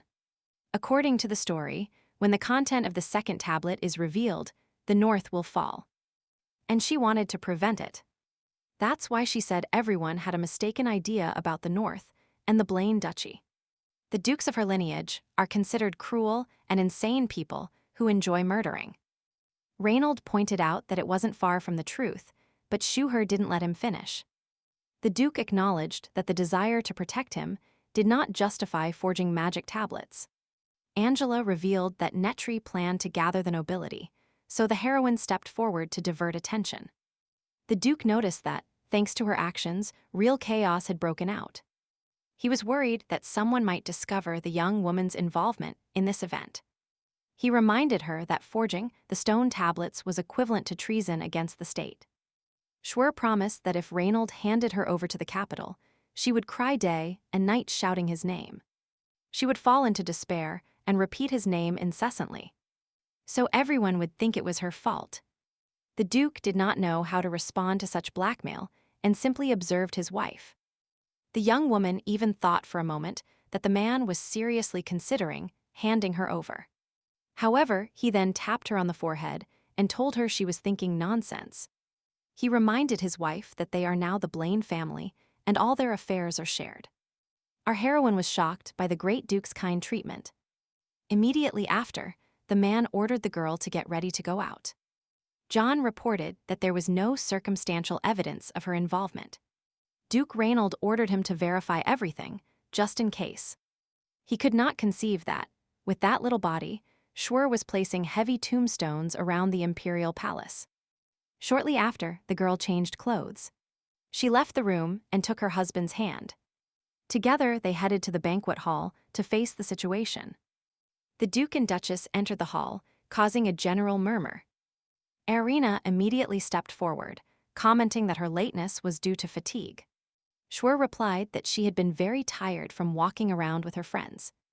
She noticed that the flower's recovery depended on physical strength, so she could not use that power. Furthermore, the heroine added that during her rest, she was sorting the gifts for her husband. She separated the things the Duke would use and those he would take with him to the North. Irina's subordinate approached and confirmed that she really bought a huge amount of things. And she was sorting them. He also confirmed that before that, she was walking and shopping around the city with her friends. Irina was shocked by her older sister's extravagance, but she couldn't do anything about it. She thanked the girl for her cooperation and continued with her business. The Duke and Duchess watched Irina, moving further and further away from them. Due to their poor relationship, from the outside, it might seem that the girl was mixing personal feelings with state affairs. At that moment, our heroine saw the high priest, described in the novel as more beautiful than any woman. Cedric intuited that the forger knew something about the real stone tablets. So he ordered to find him immediately. In the novel, he was the only man on the continent who had received a god's blessing. He once went to the temple just to be given shelter and some food. That's why, day after day, he prayed with all his heart to live without having to work hard. The god heard his prayers, and Cedric became high priest in record time. One day, an assistant presented himself before him and told him he had to examine the stone tablets found in the mountains and bless a wedding. It irritated him that aristocrats were incapable of doing anything without his help and constantly interrupted him. He, who dreamed of enjoying a carefree life, now found himself forced to solve others' problems. He didn't understand why lately so many reports about stone tablets were appearing. After receiving the report that an entire rocky mountain was covered in stone tablets, Cedric had to lead the expedition of priests. On top of that, they had to verify the authenticity of the tablets, restore them, and even translate them. Precisely because of this, the man was on the verge of madness due to the amount of work. And he just wanted to rest. So he didn't even want to hear about stone tablets starting to appear in the emperor's palace. He even ordered his assistants to carry him to the palace while he rested peacefully. However, the instant Cedric saw the tablet with his own eyes, his thoughts changed radically. When a stone tablet absorbs divine power, a symbol of God appears. And that was the way to distinguish an authentic tablet from a forgery. But if a person with mediocre powers does it, they can lose their life, so no one other than him would dare to do it. However, this forger knew the symbol of God. Moreover, although faintly, divine power is felt in the tablet, albeit a little different. This meant that there was a person who had survived after engraving the pattern on the tablet. For that very reason, Cedric was glad that an unfortunate soul had appeared who would do all the work for him. That's how the man intuited that the forger knew something about the real tablets. Due to the temple's rules, he couldn't say it. But he suggested delaying the official announcement of the second tablet. Schwer was glad her plan worked and attracted the high priest's attention. She was slightly surprised that the high priest's explanation differed from the original novel. The Duke noticed that Cedric never caused trouble, although he seemed a bit strange. The protagonist knew that fake tablets for the temple were a huge offense. But the high priest seemed too relaxed, as if he even liked it. The girl thought about talking to Cedric, but her friends distracted her from it. They were worried because the girl hadn't felt well after their walk together. They also feared they had tired the girl out with their stories. Schwer said goodbye to her friends, and when she went to look for Cedric, she discovered he was gone. At that moment, he approached from behind, giving the poor girl a terrible fright. Startled, she unintentionally pushed him, and the high priest bit his tongue. Our heroine reacted instantly and greeted him formally, as the rules dictate. Now, our protagonist could use finding a topic of conversation with him. So she asked him for a minute of his time to recommend a date for the wedding. The man finally understood why the girl was staring at him and rejected her request. He started giving her strange advice, further confusing our poor heroine. Schwer told him she already had the groom's consent, but the high priest misunderstood her. Seeing Cedric's state, the girl decided to leave him alone and resolve everything without the temple's help. The man was pleased and said not to blame the temple, just live their lives. His words enlightened her. She could do whatever she wanted, but right then, the priest's assistant appeared and stopped him dead. No using the halo to impress. Then the assistant, named Kyle, introduced himself and asked what had happened. The high priest, without batting an eye, said he had made another woman fall in love with him. But she denied it. She already had a love, one that was nothing like the priest, and was 1,000 times more handsome. The assistant immediately apologized for the misunderstanding and his boss's vanity. Just at that moment, the Duke appeared, noticing his wife chatting with someone. Kyle instantly recognized the great Duke of the North and congratulated him on his recent wedding. He promised that, to compensate, they would help them choose the best date for Blaine's wedding. And Netri's. The high priest heard the girl's surname and was astonished, as he believed she must be the successor to her lineage.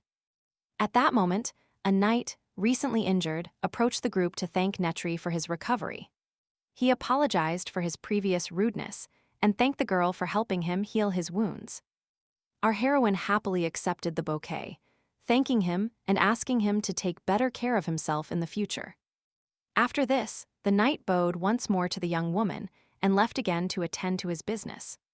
Schwer was glad that the incident at the training ground had also ended in the end.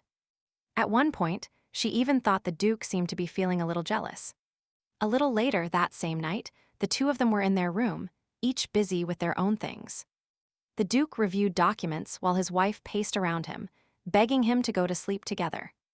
The man didn't understand why the girl wouldn't give up and constantly wanted to see his sleeping face. Schwer apologized for accepting flowers from another man in front of the Duke today. She greatly feared having deeply displeased him with her behavior. When she received the bouquet, the Duke's mood seemed strange and tense. Due to the fake plates, the girl spent 3 days locked away, but on the 4th, she went out and arrived at the training ground and saw that the knights had made a throne and shelter for her. The first thing was to greet her husband and announce that she would be watching him. She showed him the tent the knights had made for her and invited him to rest. But it turned out to be tiny. Our protagonist barely fit in that place. Suddenly, a noisy crowd caught her attention. They were celebrating Irina's victory. She was the first Southern woman to occupy that coveted and honorable position. Even her sister had to admit that Irina didn't get that position only through cunning. If the girl becomes commander of the knights, no one in the capital will support the Duke. But she didn't understand how Irina knew that the second son would also use the power of the sword. Since it wasn't in the original story, Irina approached the Duke and asked what he thought of her skills. Schwer knew it was a trick question. Any answer would put her husband at a disadvantage. So she decided to interrupt the conversation and handed each of them a bouquet of chamomile. She added that if Lady Irina wasn't very sure of her strength, she needed time to recover. However, the young woman realized that her sister hadn't understood her words correctly. She quickly pretended to have important business and decided to be the first to leave. The protagonist counted that the Duke used the sword 65 times in training. So she wanted 65 bouquets of flowers. Immediately after, she asked for the daisy back to keep the bouquet intact. Shortly after, the Duke resumed his training with the knights. John explained that, from that day on, he would no longer participate in battles, but would protect the Duchess. The young woman didn't understand what could happen to her in the capital, where everything was safe. But before he finished speaking, a roar shook their tent. John helped the young woman avoid danger and looked back to see what was happening. Behind them, they saw a group of horsemen, covered in dry blood. Captain Irina ordered her knights to capture all those people and animals alive. Schwer instantly remembered the Duke and worried about his safety. That's why the young woman got distracted and didn't see the danger rushing towards them. She looked up and saw a huge horse rearing above their heads.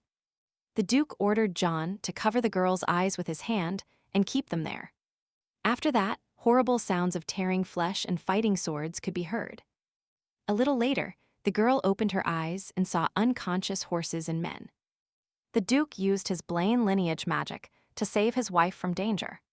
Schwer instantly noticed that Reynald's eyes were cold and empty, like a deep-sea abyss. They were the same eyes as in the punitive expeditions to the far north. When you lose your emotions, your reason clouds, and you no longer distinguish good from evil.